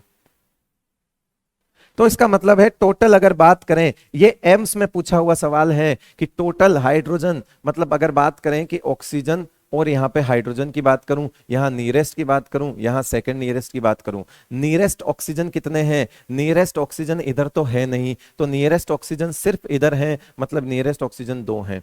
क्या नियरेस्ट हाइड्रोजन की बात कर लेते हैं, अच्छा सेकंड नियरेस्ट ऑक्सीजन की पहले बात कर लेते हैं। तो सेकंड नियरेस्ट ऑक्सीजन इधर तो नहीं है, लेकिन उधर 2 हैं, उधर 2 हैं तो यहां पे भी 2 आ जाएंगे। उसके बाद हाइड्रोजन की अगर बात करूं तो हाइड्रोजन में अगर पहले नियरेस्ट की बात करें तो हाइड्रोजन में नियरेस्ट इधर तो है नहीं, उधर 2 हैं, उधर कितने हैं, 2 हैं, तो 2 आ जाएंगे। इधर सेकंड नियरेस्ट हाइड्रोजन कितने हैं, सेकंड नियरेस्ट हाइड्रोजन कितने, 1 2 3 4 हैं, उधर कुछ भी नहीं है। तो यहां पे अगर बात करें इस तरह से एक टेबल की, जिससे हम चीजों को समझ लेंगे, ये हो गया। तो टोटल पूछा था हाइड्रोजन, टोटल पूछा था, टोटल पूछा था, ये टोटल पूछा था बेटा एम्स के अंदर, तो टोटल ये हो जाएंगे 4 और ये कितना हो जाएंगे 6। ये आंसर गया था 6 हाइड्रोजन एंड 4 ऑक्सीजन, क्योंकि एम्स में सवाल पूछा था total number of hydrogen, second nearest और नियरेस्ट किस तरह से होगा। अब वो इतना कॉम्प्लिकेटेड सा सवाल था कि लोगों को समझ ही नहीं आया कि ये पूछ क्या रहा है कुछ नहीं बेटा, इसकी स्ट्रक्चर है उसमें ही ओपन केस लाइक एक स्ट्रक्चर होती है, उस 3D में तो मैं नहीं दिखा सकता, बट हाँ इस तरह से आप समझ जाओ कि एक H2O का मॉलिक्यूल जो है, ज्योमेट्री जो है वो टेट्राहेड्रल होती है, और टेट्राहेड्रल वॉइड अगर आपस में जुड़ेंगे तो बीच में एक केज लाइक स्ट्रक्चर बनेगी, जिसकी वजह से ऐसा जो है आपका डेंसिटी कम हो जाएगा, और H2O की लिक्विड की तुलना में डेंसिटी कम होने की वजह से आइस फ्लोट्स ऑन वाटर हो जाएगा। ठीक है, मतलब अगर बात करें, अब मैं एक दो स्टेटमेंट देख रहा हूं, एक दो स्टेटमेंट अगर लिख देता हूं, मैं 3-4 स्टेटमेंट लिख देता हूं, समझना। मैंने लिखा H2O solid floats on H2O liquid, सही बात है, यही तो है, ऊपर वाला ही तो वापस लिखा है, करेक्ट है। फिर लिख दिया मैंने D2O solid floats on H2O liquid. फिर लिख दिया मैंने D2O solid floats on D2O liquid. H2O solid floats on D2O liquid, sorry D2O liquid. कुछ नहीं है इसमें से सही कौन सा गलत कौन सा ये बताना है। देखो बेटा पहला वाला तो सही है कि सॉलिड मतलब आइस, इसका आइस इसी के वाटर पे आराम से तैरेगा, कोई दिक्कत वाली बात ही नहीं है। D2O का सॉलिड, पहले ये देख लेते हैं, तीसरा वाला पॉइंट पहले देख लो बेटा। D2 जिस तरह से H2O का सॉलिड H2O लिक्विड पर तैर सकता है, उसी तरह से D2O का सॉलिड D2O के लिक्विड पर भी तैरेगा, कोई दिक्कत वाली बात नहीं। अब कहानी उल्टी है, D2O का सॉलिड क्या H2O के लिक्विड पर तैरेगा? नहीं, क्योंकि इसका मास ज्यादा है, और अगर मास ज्यादा होगा तो डेंसिटी ज्यादा होगी। इसका मास ज्यादा हो गया, इसका मास ज्यादा है तो डेंसिटी ज्यादा हो जाएगी, और डेंसिटी ज्यादा होने की वजह से ये नॉर्मल पानी पर हैवी वाटर का आइस नहीं तैर पाएगा। अगर हैवी वाटर से बना हुआ आइस है तो वो नॉर्मल पानी पर फ्लोट नहीं कर पाएगा। हाँ, हैवी वाटर का आइस हैवी वाटर पर फ्लोट कर जाएगा, तो फिर इसका मतलब है नॉर्मल वाटर हैवी वाटर पर तो आसानी से ही फ्लोट करेगा बेटा, क्योंकि उसका तो मास भी कम है, उसका तो मास कम है, तो डेंसिटी वैसे ही कम हो गई। तो डेंसिटी जब दो डिफरेंट कंपेयर कर रहे हो तो डायरेक्ट डेंसिटी मास से कंपेयर कर लो, अपने आप ही समझ आ जाएगा। ठीक है, मास से कंपेयर कर लो, अपने आप समझ आए। दो सेम कंपेयर कर रहे हो, इसका सॉलिड इसका लिक्विड, तो मास से कंपेयर तो कर नहीं सकते, तो फिर वॉल्यूम से कंपेयर करेंगे, क्योंकि सॉलिड के अंदर वॉल्यूम जो है वो ज्यादा होगा। रीजन, क्योंकि सॉलिड के अंदर मैक्सिमम एच बॉन्डिंग होगी, ओपन केज लाइक स्ट्रक्चर होगी। ठीक है, अब आप बोलोगे कि सर ये open cage like structure liquid में क्यों नहीं है? है, लिक्विड में भी है। वो केज जो है लिक्विड में क्या होगा, सॉलिड से लिक्विड बनेगा, सॉलिड से क्या होगा, लिक्विड बनेगा। तो मुझे बताओ कि सॉलिड से लिक्विड जब जाओगे, सपोज H2O सॉलिड है, अब कहां जा रहे हो आप, H2O लिक्विड पर जा रहे हो, तो सॉलिड से लिक्विड पर जाओगे तो क्या होगा, मॉलिक्यूल पास पास आएंगे, मॉलिक्यूल पास आएंगे तो ये जो वॉल्यूम है ये कम हो जाएगा, क्योंकि वो केज जो है वो थोड़ा कम हो जाएगा। केज रहेगा लेकिन केज क्या, छोटा केज बड़ा केज, उससे फर्क पड़ता है, तो ये कॉन्ट्रैक्ट होना स्टार्ट करेंगे। सॉलिड से लिक्विड जा रहे हो तो मॉलिक्यूल पास आएंगे, मॉलिक्यूल्स पास आएंगे तो ये कॉन्ट्रैक्ट होना स्टार्ट करेगा, और कॉन्ट्रैक्ट होना स्टार्ट करेगा तो केज तो रहेगा लेकिन केज का वॉल्यूम जो है वो घट जाएगा, और वॉल्यूम घट जाएगा तो इसका मतलब है डेंसिटी बढ़ जाएगी, इसलिए लिक्विड की डेंसिटी ज्यादा होती है। आई होप आपको समझ आ रहा होगा। मैंने दोनों बातें जानबूझ के इसलिए नहीं लिखी क्योंकि कंफ्यूजन क्रिएट करती है। आपको तो अल्टीमेटली यही याद रखना होता है ना कि किसकी डेंसिटी कम है और कौन किस पर तैरता है, तो वो तो एक समझने से ही हो जाता है। बाकी किसी को नहीं भी समझ आया तो मैं वापस बोल रहा हूं कि सॉलिड से लिक्विड की तरफ जाओगे, यानी आइस से जब आप वाटर की तरफ जाओगे, आइस से वाटर की तरफ जब ट्रांसफॉर्मेशन होगा तो वही ओपन केज लाइक स्ट्रक्चर थोड़ा सा कॉन्ट्रैक्ट हो जाएगा, रहेगा ओपन केज लाइक स्ट्रक्चर, लेकिन क्योंकि सॉलिड मॉलिक्यूल्स जो है लिक्विड है तो आप उसको पास लाओगे, कॉन्ट्रैक्ट होंगे, कॉन्ट्रैक्ट होंगे, टूटेंगे एक दूसरे से, लिक्विड में तो टूटेंगे तो कॉन्ट्रैक्ट होगा तो पास आएगा, पास आएगा तो वॉल्यूम जो है वो घट जाएगा, तो उससे डेंसिटी जो है वो बढ़ जाएगा, कॉन्ट्रैक्शन हो जाएगा, वॉल्यूम कॉन्ट्रैक्ट हो जाएंगे इस वजह से। चलो समझ आ गई बात। खूब सारी इंपॉर्टेंट बातें कर ली है वैसे। एक सवाल ये रहा, दूसरा सवाल वो रहा, और ये चार सवाल ये रहे जो कभी भी स्टेटमेंट में बन के आ सकते हैं। तो इतने सारे क्वेश्चंस मैंने आपको एक साथ करवा दिए। मेरा पढ़ाने का तरीका बेटा हमेशा ऐसा ही होता है कि मेरी स्लाइड्स आपको थोड़ी भरी भरी उसी मिलेगी, मेरी स्लाइड्स पे आपको बहुत सारा कंटेंट मिलेगा। अगर आप इनको प्रॉपर हैंड रिटन नोट्स बनाना चाहोगे तो आपके बहुत बढ़िया नोट्स बन जाएंगे, क्योंकि मैं भी बहुत लिखता हूँ स्लाइड्स पे, कंटेंट में कोई कमी नहीं है, खूब सारी चीजें बताता हूं, और जो लिखता हूं वो सब सीधे सीधे सटीक सवाल है, कोई भी फालतू की बात नहीं है। फालतू की बात मतलब ऐसी, फालतू का मतलब सब्जेक्ट का मतलब ऐसा है कि जहां से सवाल आ भी सकता है नहीं भी आ सकता, ऐसी कोई चीज नहीं है। जैसे यूसेज एप्लीकेशन रिलेटेड चीजें, तो मैं इतना तो बाय डिफॉल्ट मान के चल रहा हूं ना बेटा कि मेरे नोट्स के अलावा आप एनसीईआरटी भी तो पढ़ोगे, तो यूसेज एप्लीकेशन की जो चीजें हैं बेटा वो आप एनसीईआरटी से जो है पढ़ सकते हो सीधा सीधा। अभी तक तो दिक्कत आएगी नहीं, लेकिन अब आएगी, क्योंकि अब हाइड्रोजन भी होगा, अब एस ब्लॉक भी होगा और पी ब्लॉक भी होगा। इन सब में आपको साथ के साथ जो है बेटा पढ़नी पड़ेगी, एनसीईआरटी पढ़नी पड़ेगी। पहले मेरे नोट्स खत्म हो जाए, उसके बाद आप एनसीईआरटी पढ़ना स्टार्ट कर दो। तो क्या होगा कि जो छोटी मोटी बातें, किसी की बायोलॉजिकल इंपॉर्टेंस है, किसी के यूसेज हैं, कौन टेक्सटाइल इंडस्ट्री में यूज होता है, कौन पेपर इंडस्ट्री में यूज होता है, कौन ऑटोमोबाइल इंडस्ट्री में यूज होता है, ये सब बातें बेटा नोट्स में इंक्लूड करना थोड़ा मुश्किल हो जाता है। आपको भी बोरिंग लगने लगेगा, मुझे भी बोरिंग लगने लगेगा कि यार ये मैं सिखा तो सकता नहीं, सिर्फ बता ही तो रहा हूं। तो ये सब चीजें आपको थोड़ी सी इतना कोऑपरेट आपको करना पड़ेगा कि आपको एनसीईआरटी तो साथ में पढ़नी पड़ेगी, हमेशा पढ़नी पड़ेगी, क्योंकि सवाल वहीं से आता है। तो जो वहां की कंसेप्चुअल बातें हैं वो सब तो मैं पढ़ा देता हूं बेटा, लेकिन कुछ बातें ऐसी होती है यूसेज एप्लीकेशन टाइप, जैसा कि मैंने अभी बताया कुछ एग्जांपल्स, उस तरह की चीजें आपको हमेशा साथ के साथ पढ़नी पड़ेगी। एक बार नहीं, बार बार पढ़नी पड़ेगी, तभी वो दिमाग में आएगी। और कभी इस तरह का सवाल आया तो वो दिमाग में आएगा, तभी आप कर पाओगे। वो पढ़ा हुआ नहीं होगा तो आप बिल्कुल भी गैस नहीं कर पाओगे उस ऑप्शन में। एक आधा सवाल कभी ऐसा आ जाता है बेटा यूसेज से रिलेटेड, नीट में तो आ ही जाता है, तो बेटा आपकी रीडिंग लगाई हुई होगी तो आपको याद भी आ जाएगा कि यार ये NaOH का यूज पूछ रहा है और NaOH के यूज में मैंने ये लाइन पढ़ी थी, टिक मार देना। क्योंकि बेटा उसको 3 तो गलत बनाने ही है, 3 तो वो गलत बनाएगा, 3 गलत बनाएगा और 3 में से 2 तो ऐसे गलत बनाएगा जो आपको खुद ही गलत लग रहे होंगे, चाहे आप पढ़े हुए हो चाहे नहीं पढ़े हुए हो, गलत ही लग रहे होंगे। तो बेसिकली आपकी लड़ाई 2 ऑप्शंस के साथ होती है और वो तब इजी हो जाती है जब आप 1-2 बार रीडिंग लगाई हुई होती है, तो वो थोड़ा आपको पढ़ना ही पड़ेगा, एक बार नहीं बार बार पढ़ना पड़ेगा। चलिए बढ़े आगे। हाँ, अब हम अपने दूसरे वाले पार्ट की तरफ आते हैं। इसमें कुछ ज्यादा खास है नहीं, 10 या 15 मिनट का पार्ट है, 10 मिनट का पार्ट है, तो इसको अपन खत्म कर लेते हैं।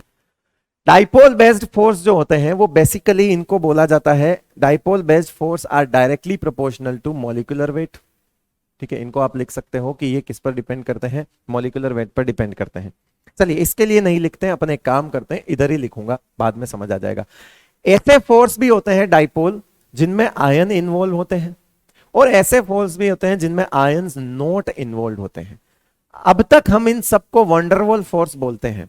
अब तक तो हम क्या करते थे बेटा, इन सबको वंडरवॉल फोर्स बोलते थे, लेकिन आज के बाद आप सिर्फ इनको वंडरवॉल फोर्स बोलोगे।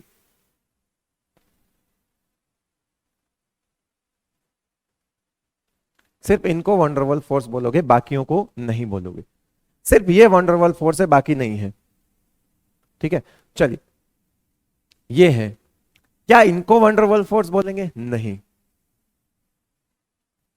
अब तक कॉमन इन सबको वंडरवॉल फोर्स बोल रहे थे बेटा, लेकिन अब तो इन्हीं की स्टडी कर रहे हैं अपन, तो इनको वंडरवॉल फोर्स नहीं बोला जाता है। जहां पे भी वर्ड आयन आएगा हम वंडरवॉल फोर्स नहीं कहेंगे। यहां किसी में भी आयन नहीं आएगा। अभी ये 2 और बाकी है, वो मुझे लिखना है, शायद ये टाइप होने से रह गए।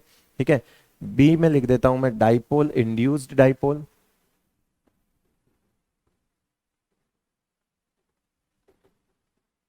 इसका एक और नाम होता है डी बाई फोर्स। उसके बाद आएगा instantaneous dipole induced dipole.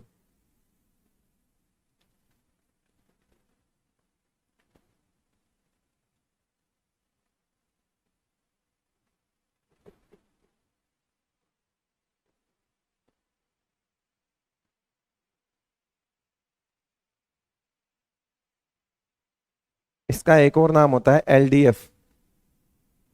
LDF मतलब होता है London dispersion force, London dispersion force भी बोलते हैं इसको, है ना, एलडीएफ होता है। चलिए ज्यादा कुछ नहीं है बेटा, अपने आप इनकी हमेशा से एक ही चीज, एक ही तरह से सवाल इनका हमेशा से आया है, और वो सवाल यही आया है कि इनमें से कौन से मॉलिक्यूल के बीच में कौन सा फोर्स अप्लाई होगा, मेजर रोल किसका होगा। तो बताओ बेटा, आयन और डाइपोल। डाइपोल का मतलब होता है पोलर। डाइपोल का मतलब क्या होता है बेटा? डाइपोल का मतलब होता है पोलर। डाइपोल का मतलब क्या होता है? पोलर होता है। 2 पोल जिसमें डेवलप हो जाए, डाइपोल मतलब 2 पोल जिसमें डेवलप हो जाए, जिसको हमने क्या बोला था बेटा? पोलर बोला था। ठीक है, तो मुझे बताओ आयन और डाइपोल किसके बीच में होगा? Present between ions and polar molecules.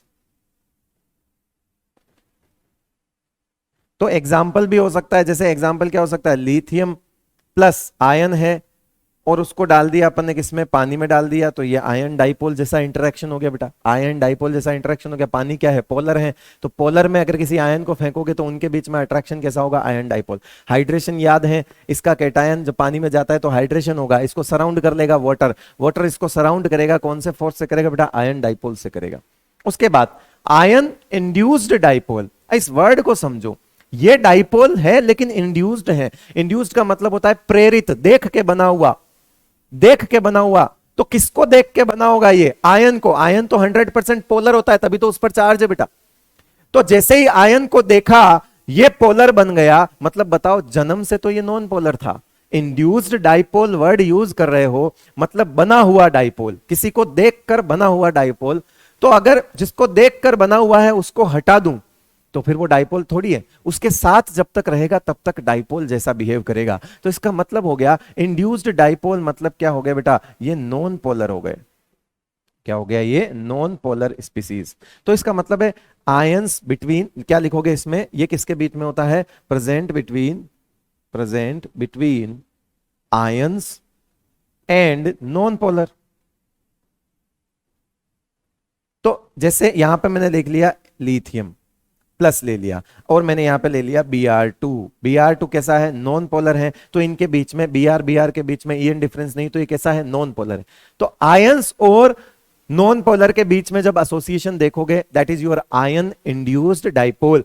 मतलब जब तक आयन है ये Br2 भी कैसा रहेगा, पोलर रहेगा। आयन को हटाओगे Br2 वापस नॉन पोलर हो जाएगा, लेकिन नाम तो इसका नॉन पोलर ही रहेगा। तो ऐसा हमेशा समझ में आ जाता है कि भैया इंड्यूस्ड डाइपोल लिख दिया तो क्या हम इसको पोलर बोल दें क्या, नहीं नहीं नहीं, पैदा तो बेटा ये नॉन पोलर हुआ था ना, तो नाम तो ऐसे ही लिखना पड़ेगा, present between ions and non polar molecules, जो जन्म से नॉन पोलर होते हैं। हाँ, आयंस के साथ साथ वो पोलर जो वो नॉन पोलर है कैसा बिहेव करने लग जाता है, पोलर जैसा बिहेव करने लग जाता है, क्योंकि ये आयन क्या करेगा, इसके इलेक्ट्रॉनिक क्लाउड को डिस्टोर्ट करना स्टार्ट करेगा। और जब ये इलेक्ट्रॉनिक क्लाउड को डिस्टोर्ट करना स्टार्ट करेगा तो ये जो प्लस है, या जो इसकी जगह माइनस भी हो सकता है, प्लस है वो माइनस को अपनी तरफ खींचेगा, तो इलेक्ट्रॉन्स का जो है सिमेट्रिकल डिस्ट्रीब्यूशन नहीं रहेगा, तो ये मॉलिक्यूल जो है वो पोलर नहीं रहेगा। ये कैसा पोलर मॉलिक्यूल बन जाएगा बेटा, non polar molecule, sorry non polar नहीं रहेगा, सॉरी नॉन पोलर नहीं रहेगा, ये इसमें पोलरिटी डेवलप हो जाएगी मॉलिक्यूल के अंदर। क्लियर है भाई, चलो आगे चलते हैं। डाइपोल, डाइपोल कोई इंड्यूस्ड नहीं है, डाइपोल मतलब पोलर, तो इसका सीधा सीधा होगा बिटवीन पोलर मॉलिक्यूल्स, बिटवीन क्या हो जाएगा, पोलर मॉलिक्यूल्स। ये पोलर मॉलिक्यूल्स के बीच में होगा, जैसे फॉर एग्जांपल HCl है और HCl हो गया, तो HCl के बीच में क्या हो जाएगा, पोलर मॉलिक्यूल हो जाएगा। अब आप बोलोगे सर HF क्यों नहीं लिखा, तो बेटा वहां तो H बॉन्डिंग आ जाएगी। अब समझो बात को कि दो पोलर मॉलिक्यूल के बीच के फोर्स को हमने वहां पे H बॉन्डिंग भी कहा था, लेकिन बेटा वो स्पेशल केस था डाइपोल डाइपोल इंटरेक्शन का। हमने बोला था it is a special case of dipole dipole interaction. क्यों, क्योंकि पोलर पोलर के बीच में तो है, लेकिन ऐसे पोलर जो बहुत ज्यादा पोलरिटी है। क्यों, क्योंकि उसमें हाइड्रोजन FON से जुड़ा हुआ है, तो बहुत ज्यादा पोलरिटी होने की वजह से उसको डाइपोल डाइपोल का एक अलग स्पेशल केस ले लिया है। वो भी डाइपोल डाइपोल, लेकिन प्रीमियम सेगमेंट में चला गया बेटा, इसको नाम ही अलग दे दिया हमने, H बॉन्डिंग। लेकिन बाकी के और भी डाइपोल होते हैं, FON के अलावा भी तो डाइपोल होंगे बेटा, बहुत सारे डाइपोल होंगे। क्या उनके बीच में कोई फोर्स नहीं होगा क्या, होगा। उनको फिर बोला जाता है सिंपल डाइपोल डाइपोल, या फिर किज्म फोर्स बोला जाता है बेटा। चले, डाइपोल इंड्यूस्ड डाइपोल मतलब एक तो पोलर है और एक नॉन पोलर है, तो present between polar and non polar molecules.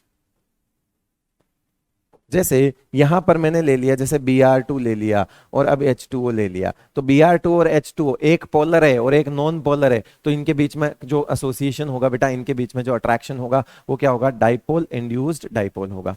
फिर है इंस्टेंटेनियस डाइपोल, मतलब ये भी कोई एक थोड़ी सी देर के लिए डाइपोल बना हुआ है और उसको देख के वापस पास वाला कोई इंड्यूस्ड डाइपोल बना है। मतलब अगर सही में देखा जाए तो पोलर कोई भी नहीं है, दोनों ही नॉन पोलर हैं, क्योंकि वो थोड़ी देर के लिए पोलर बना ड्यू टू मोमेंटरी या टेम्परेरी इम्बैलेंस ऑफ इलेक्ट्रॉन्स, है ना, कुछ टेम्परेरी इम्बैलेंस हुआ होगा इलेक्ट्रॉन्स के बीच में, तो एक पल के लिए वो डाइपोल बना होगा। उस एक पल में पास वाला देख के उसको एक पल में ही क्या बन गया, उसको देख के अपने जैसा डाइपोल बन गया। मतलब कि तुरंत अगर एक मॉलिक्यूल थोड़ी सी देर के लिए डाइपोल बना due to imbalance of electronic cloud, किसी और वजह से, किसी भी फैक्टर से, जो है कॉलिजन फैक्टर ले लो, कुछ भी ले लो, किसी भी फैक्टर की वजह से कोई एक मॉलिक्यूल में कुछ टाइम के लिए अगर इलेक्ट्रॉन्स का जो सिमेट्रिकल डिस्ट्रीब्यूशन है वो गड़बड़ हुआ, टेम्परेरी या मोमेंटरी बोल देते हैं, मोमेंटरीली या टेम्परेरीली जो है अगर इम्बैलेंस हुआ, तो कुछ टाइम के लिए वो एक पोलर की तरह बिहेव करता है। जब वो पोलर की तरफ बिहेव कर रहा होता है उस थोड़े से टाइम के लिए, तो पास वाला जो नॉन पोलर होता है वो उसको देख के पोलर बन जाता है। मतलब इन दोनों में से पोलर कोई नहीं है, ये दोनों के दोनों क्या है बेटा, present between non polar molecules. मतलब दुनिया में जहां मॉलिक्यूल्स के बीच में कोई भी अट्रैक्शन नहीं माना जाता है, वहां पे भी उम्मीद की एक किरण होती है और वो यही होती है बेटा, instantaneous. 1% polarity in H2 molecules can be explained by LDF. AIIMS में एक बार सवाल पूछ लिया था बेटा कि H2 नॉन पोलर है, तो H2 के खूब सारे मॉलिक्यूल्स है, हाइड्रोजन गैस है, उसके खूब सारे मॉलिक्यूल से देखा गया, उसमें 1% पोलरिटी देखी गई, जबकि कोई पोलर नहीं है। H2 मॉलिक्यूल नॉन पोलर है, H और H के बीच में बॉन्ड है, EN का डिफरेंस नहीं है, पोलर है ही नहीं, नॉन पोलर है। फिर भी H2 के मॉलिक्यूल्स में 1% पोलरिटी का कारण क्या था? तो वो यही था बेटा कि किसी न किसी H2 के मॉलिक्यूल में टेम्परेरी कॉलिजन की वजह से, गैस में मॉलिक्यूल आपस में टकराते रहते हैं, कॉलिजन होता है, कॉलिजन की वजह से उसमें क्या होता है, मॉलिक्यूल्स के बीच में टेम्परेरी इंबैलेंस हो जाता है इलेक्ट्रॉनिक क्लाउड का, जिसकी वजह से कोई थोड़ी सी देर के लिए डाइपोल बनता है और उसको देख के पास वाला भी डाइपोल बन जाता है। तो उसके इस वजह से, क्योंकि कॉलिजन चलता रहता है, रैंडमनेस चलती रहती है, तो H2 के मॉलिक्यूल्स जो हैं उनमें 1% पोलरिटी देखी गई, जबकि कोई भी पोलरिटी का कारण वहां है ही नहीं। 1% पोलरिटी देखी गई और उस 1% पोलरिटी का कारण एक ही था बेटा, London dispersion force. London dispersion force की वजह से उसमें 1% पोलरिटी आती है। यह सवाल एम्स में पूछा हुआ है, ठीक है। अब याद रखना बेटा, इंड्यूस्ड फोर्स जो होते हैं वो हमेशा वीक होते हैं डाइपोल की तुलना में। इंड्यूस्ड फोर्स क्या होते हैं बेटा? डाइपोल की तुलना में हमेशा वीक होते हैं। तो इंड्यूस्ड मतलब नकली होता है ना, देख के बना हुआ है, तो इंड्यूस्ड को हम हमेशा पीछे रखेंगे। जिस चीज में भी इंड्यूस्ड होगा उसको हम हमेशा पीछे रखेंगे। तो अगर मैं स्ट्रेंथ की बात करूं, तो बताओ ये कौन सा है? आयन डाइपोल है, तो बेटा स्ट्रेंथ का ऑर्डर हो जाएगा 1 वाला मैक्सिमम। अब क्योंकि इंड्यूस्ड आ गया और उधर अभी इंड्यूस्ड वाला, बिना इंड्यूस्ड वाला 1 पड़ा है, ठीक है, तो फिर किसको ले जाएंगे? A को ले जाएंगे। अब देखो हमारे पास इधर डाइपोल से इंड्यूस हुआ है और इधर आयन से इंड्यूस हुआ है। आयन पर चार्ज जो है वो प्योर चार्ज होता है, कंप्लीट चार्ज होता है, तो इससे इंड्यूस जो होगा उसमें पोलरिटी ज्यादा डेवलप होगी। मतलब अब आ जाएगा 2, उसके बाद आ जाएगा क्या? B, क्योंकि इसमें भी पोलरिटी डेवलप होगी, पर इसको पार्शियल चार्ज इंड्यूस कर रहा है, इसको कंप्लीट चार्ज इंड्यूस करेगा, कंप्लीट चार्ज इसको ज्यादा इंड्यूस कर पाएगा, इसलिए ये पहले आ गया और बी बाद में चला गया, और सबसे लास्ट हो गया सी। सबसे लास्ट क्या हो गया? सी। अब जो सबसे वीक है, सबसे वीक कौन सा है बेटा? ये वाला। जो सबसे वीक है वो सबसे ज्यादा सेंसिटिव हो जाएगा डिस्टेंस के लिए। सबसे वीक है वो सबसे ज्यादा डिस्टेंस सेंसिटिव हो जाएगा। तो इसका मतलब है यहां पे सीधा सीधा लिख सकता हूं, ऐसे सवाल भी आपसे पूछ सकते हैं, जो सबसे वीक है कौन सा? मोस्ट डिस्टेंस सेंसिटिव हो जाएगा, मोस्ट।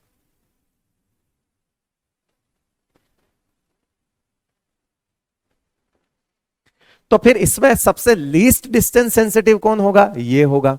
अब वैसे तो बेटा अगर आयनिक बॉन्ड, कोवेलेंट बॉन्ड और उनको बोलोगे तो वो तो सबसे ज्यादा कम डिस्टेंस सेंसिटिव है, वो तो है ही स्ट्रॉन्ग, उनकी तुलना में ये सब डिस्टेंस सेंसिटिव हैं।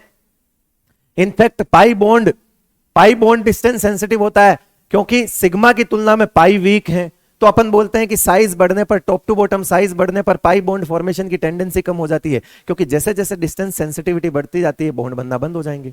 तो जो जितना वीक होगा वो उतना डिस्टेंस सेंसिटिव होगा, इस बात से आप समझ सकते हो। तो मैं इनके अंदर ऑर्डर बता रहा हूं, तो इनके अंदर सबसे वीक ये है तो सबसे ज्यादा डिस्टेंस सेंसिटिव हो गया। थोड़ी सी डिस्टेंस बनते ही खत्म। डिस्टेंस सेंसिटिव का मतलब डिस्टेंस के लिए ज्यादा सेंसिटिव है। ये लीस्ट डिस्टेंस सेंसिटिव होगा इनमें से कह रहा हूं, इनमें से लीस्ट डिस्टेंस सेंसिटिव होगा। अब आप इसको जाके ऐसा मत सोच देना कि सर ने बताया था सबसे कम डिस्टेंस सेंसिटिव आयन डाइपोल होता है, तो फिर कोवेलेंट बॉन्ड से भी ज्यादा लीस्ट डिस्टेंस। नहीं नहीं नहीं नहीं नहीं, कोवेलेंट बॉन्ड वो तो स्ट्रॉन्ग बॉन्ड है बेटा। उन स्ट्रॉन्ग के अंदर भी हमने सिग्मा और पाई को डिस्टेंस सेंसिटिव से अलग अलग क्लासिफाई कर लिया कि सिग्मा पे डिस्टेंस का कोई असर नहीं होता, पाई का डिस्टेंस पर असर होता है, क्योंकि पाई सिग्मा से वीक है। बस आप कॉन्सेप्ट ये याद रखो जीवन में, जो जितना वीक होगा वो उतना डिस्टेंस सेंसिटिव होगा। इससे ज्यादा वीक तो कुछ नहीं है ना बेटा, इससे ज्यादा वीक तो कुछ नहीं है, तो मोस्ट डिस्टेंस सेंसिटिव है। बाकी आपको आंसर अकॉर्डिंगली ऑप्शंस के अकॉर्डिंग देना है कि उसने सिग्मा पूछा है, सिग्मा को पाई से कंपेयर करवाया है, या चारों ऑप्शन में सिर्फ इन पांचों को कंपेयर करवाया है ना, इन 5 में से कुछ दे रखा है क्या 4 ऑप्शन में, तो इसके अकॉर्डिंग आंसर दो। अगर ऑप्शन में club, ionic bond, coordinate bond, covalent bond, ऐसे कोवेलेंट बॉन्ड ये कंपेयर करवा दिए और फिर इनमें से कोई सा भी एक दिया हुआ है, तो बेटा ये सब तो उनसे तो वीक ही है ना, तो फिर कोई भी दे दे। सपोज आपको 4 ऑप्शन दिए कि which of the following force is which of the following bond is most distance sensitive। पहला ऑप्शन कोवेलेंट बॉन्ड, दूसरा ऑप्शन आयनिक बॉन्ड, ठीक है, तीसरा ऑप्शन आपको दे दिया H बॉन्ड, और चौथा ऑप्शन दे दिया आपको ये, ठीक है। तो बेटा मोस्ट डिस्टेंस फिर तो यही होगा ना 1 नंबर, क्योंकि ये उन 3 ऑप्शंस को देखते हुए तो सबसे वीक है। तो आपको अकॉर्डिंग टू ऑप्शन जाना है। तो ये बोलना गलत नहीं है कि जितना ज्यादा वीक बॉन्ड होगा उतना ज्यादा डिस्टेंस सेंसिटिव होगा, याद रख लेना। थोड़ी सी दूरियां बढ़ते ही बॉन्ड खत्म, इसलिए तो बोलेंगे वीक बॉन्डिंग है। चले, ये डाइपोल बेस्ड फोर्स थे बेटा। डाइपोल बेस्ड फोर्स में इतना ही पूछा जाता है, बस इससे ज्यादा डाइपोल बेस्ड फोर्स में कुछ नहीं पूछा जाता। ज्यादा से ज्यादा हम एक एक्सरसाइज कर सकते हैं,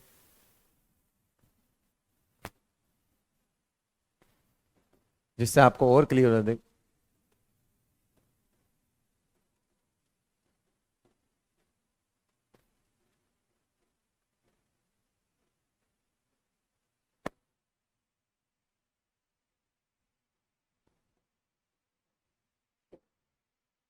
आइडेंटिफाई करना है आपको, है ना, सवाल है ये। लिख देता हूं मैं पहले, कुछ 1 मिनट का वक्त दो मेरे को।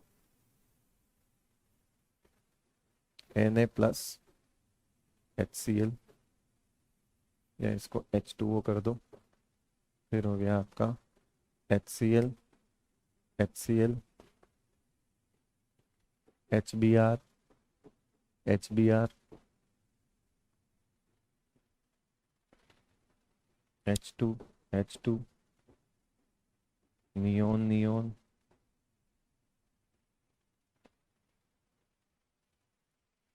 Na plus Br2, Cl minus H2O,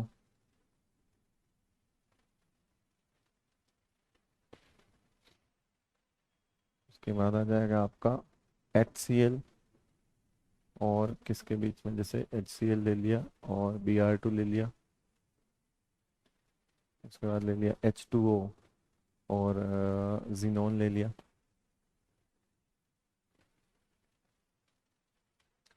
हाँ, 9 बहुत है। इसमें से आपको अब क्या करना है बेटा, पता लगाना है। इस तरह के सवाल ही मैक्सिमम केस में पूछे जाते हैं कि कौन सा फोर्स है। बेटा देखो, कोई आयन है, ये पोलर है, तो आयन डाइपोल हो गया। कैसा हो जाएगा बेटा ये, ion dipole, ID, ion dipole. ठीक है, उसके बाद ये कैसा है, डाइपोल, डाइपोल कैसा हो जाएगा बेटा, डाइपोल, पोलर पोलर है तो डीडी हो जाएगा, डाइपोल डाइपोल। उसके बाद डाइपोल डाइपोल अगेन हो जाएगा, डीडी हो जाएगा। उसके बाद H2H2, non polar non polar के बीच में क्या था, instantaneous dipole, ID, induced dipole, ID ID, क्या हो जाएगा बेटा, ID ID, instantaneous dipole, induced dipole, ID ID. उसके बाद नियोन नियोन, एटम है, नॉन पोलर है, जाहिर सी बात है, नॉन पोलर में अगेन क्या हो जाएगा बेटा, आईडी आईडी हो जाएगा। अगेन क्या हो जाएगा, एलडीएफ बोल दो, आईडी आईडी बोल दो, एक ही बात है। इनको एलडीएफ भी बोल सकते हैं, एक ही बात है बेटा, है ना। उसके बाद Na प्लस आयन, लेकिन साथ में कौन है बेटा, नॉन पोलर है, तो इसका मतलब है ion induced dipole, IID, ion induced dipole. फिर से आयन है और पोलर है, तो यही वाला हो जाएगा। आयन चाहे कैटायन हो चाहे एनायन हो, कोई फर्क नहीं पड़ता। ये एनायन है और पोलर है, तो अगेन क्या हो जाएगा बेटा, आईडी हो जाएगा, आयन डाइपोल हो जाएगा। इधर आ जाओ, ये क्या है, डाइपोल, और ये क्या है, नॉन पोलर। तो डाइपोल के साथ नॉन पोलर है, तो ये नॉन पोलर भी पोलर बनेगा, मतलब इंड्यूस डाइपोल होगा, तो ये हो जाएगा DID, dipole induce dipole. Dance India dance नहीं, डाइपोल इंड्यूस डाइपोल हो जाएगा। अगेन ये पोलर है लेकिन ये नॉन पोलर है, फिर से ये क्या हो जाएगा बेटा, डीआईडी, मैं भी डांस इंडिया डांस बोल रहा हूं, डाइपोल इंड्यूस्ड डाइपोल हो जाएगा। यानी कि ये जो आप बोल रहे हो कि इनके अंदर inert gas, solubility of inert gas in water can be explained by DID, and it increases top to bottom.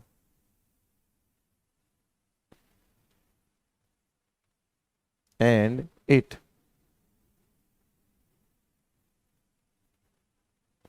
Top to bottom, मतलब कि यहां पे अगर बात करें तो helium, neon, argon, krypton, xenon, इन सब की सॉल्युबिलिटी इन वाटर बढ़ती है, क्योंकि डीआईडी भी बढ़ रहा है। इधर से इधर जा रहे हो तो DID जो है वो भी बढ़ रहा है, क्योंकि मॉलिक्यूलर वेट भी बढ़ रहा है, और मॉलिक्यूलर वेट बढ़ेगा तो वीक फोर्स बढ़ेगा, वीक फोर्स बढ़ेगा तो इनके अंदर इसकी सॉल्युबिलिटी जो है वो बढ़ती जाएगी। तो हीलियम पानी में नहीं घुलती, नियोन उससे ज्यादा घुलेगी, आर्गन और ज्यादा घुलेगी, जीनोन और ज्यादा घुलेगा, क्रिप्टन और ज्यादा घुलेगा, जीनोन उससे भी ज्यादा घुलेगा।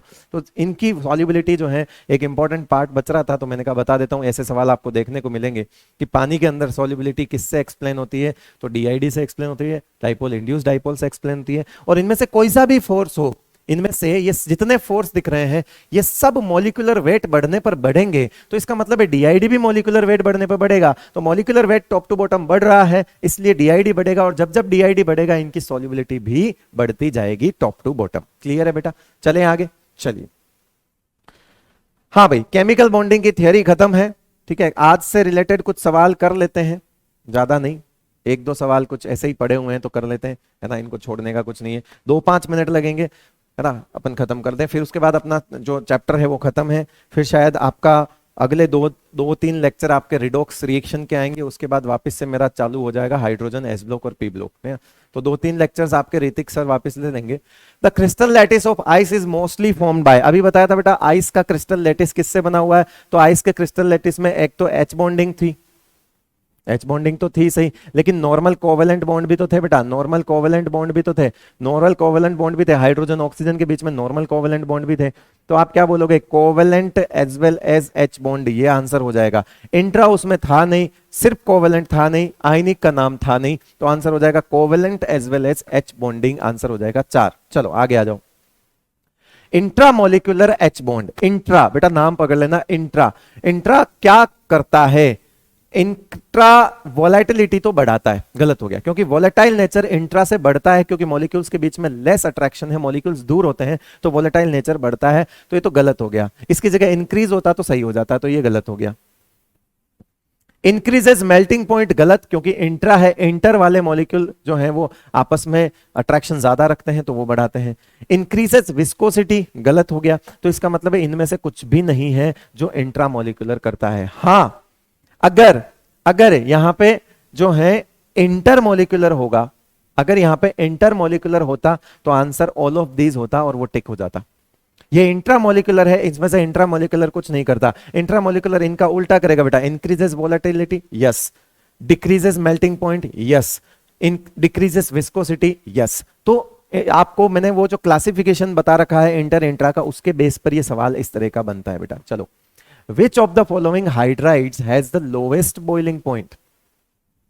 इसका ऑर्डर बताया था बेटा, लोवेस्ट बॉइलिंग पॉइंट किसका ऑर्डर होगा, इसमें बॉइलिंग पॉइंट और मेल्टिंग पॉइंट में H2O वाले केस में तो एक ही ऑर्डर था कि ये 1 था, ये 2 था, ये 3 था, ये 4 था, तो इसमें से लोवेस्ट बॉइलिंग पॉइंट किसका हो जाएगा बेटा, ये हो जाएगा, ठीक है ना।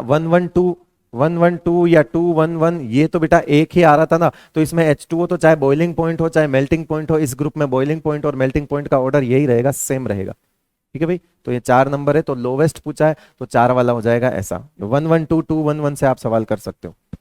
The incorrect order of decreasing boiling point, again वही चीज है बेटा, incorrect order of decreasing boiling point क्या होगा, incorrect order of decreasing boiling point order क्या होगा। देखो बेटा, NH3 से ज्यादा ASH3, NH3 से कम ASH3 और PH3, ये तो बिल्कुल सही है। अगर आप 211 वाली ट्रिक से देखोगे तो आपको समझ में आ जाएगा, कोई दिक्कत वाली बात नहीं है, चेक कर लेना, मैंने लिखा हुआ ऑर्डर है। हाँ, इससे पहले एक SbH3 आता है, इससे पहले क्या आता है, एक SbH3 आता है। H2O, H2SE, H2S, ये भी सही है, अभी देखा था। Br2Cl2F2, ये भी सही है, क्योंकि मॉलिक्यूलर वेट ज्यादा, तो वीक वॉन्डरवॉल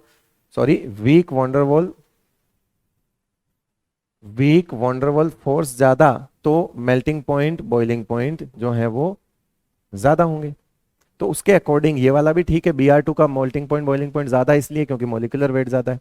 अब इस कंडीशन पे CH4, GeH4 और SiH4 है, ना कोई H बॉन्डिंग है ना कोई बात है, सिंपल ये वाला ही सोचो, तो बेटा इसका मैक्सिमम होना चाहिए क्योंकि इसका मॉलिक्यूलर वेट ज्यादा है, तो ये वाला ऑर्डर गलत हो गया, मतलब आपका आंसर तो यही हो गया क्योंकि इनकरेक्ट पूछा है। तो ये इंक्रीज होगा बेटा, ये इंक्रीज होने का मतलब है ये जो करेक्ट ऑर्डर बनेगा, ये करेक्ट ऑर्डर बनेगा CH4 से ज्यादा GeH4, सॉरी CH4 से ज्यादा SiH4 से ज्यादा GeH4 से ज्यादा SnH4, इस तरह से होगा ये, ठीक है, इस तरह से होगा। और इनके बीच में कौन सा फोर्स होगा, तो ये सारी नॉन पोलर स्पीसीज है, CH4 SiH4 GeH4, ये सब नॉन पोलर स्पीसीज है बेटा।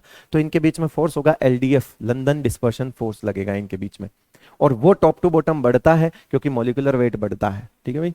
तो इनका बॉइलिंग पॉइंट भी इस तरह से इंक्रीज होगा, इस वजह से ये गलत है। CH4 मैक्सिमम नहीं होगा, CH4 मिनिमम, SiH4 ज्यादा, GeH4 उससे ज्यादा, और SnH4 सबसे ज्यादा। चलिए बहुत बहुत शुक्रिया। आई होप आपको मजा आया होगा केमिकल बॉन्डिंग पढ़ने में। आज जो छोटे छोटे 2 टॉपिक थे हमने उसको बचे हुए हमारे खत्म कर लिए, ठीक है। अब आपको करना है क्या, केमिकल बॉन्डिंग की ढेर सारी क्वेश्चन प्रैक्टिस करनी है, और ये एक ऐसा चैप्टर है जिसकी क्वेश्चन प्रैक्टिस आपको कभी भी खत्म नहीं करना है या कभी भी रोकना नहीं है, हमेशा ये सवाल आपको करते रहने चाहिए, ठीक है भाई। केमिकल बॉन्डिंग से हमेशा जुड़े रहिएगा, केमिस्ट्री से जुड़े रहेंगे। चलिए बहुत बहुत शुक्रिया, थैंक यू सो मच।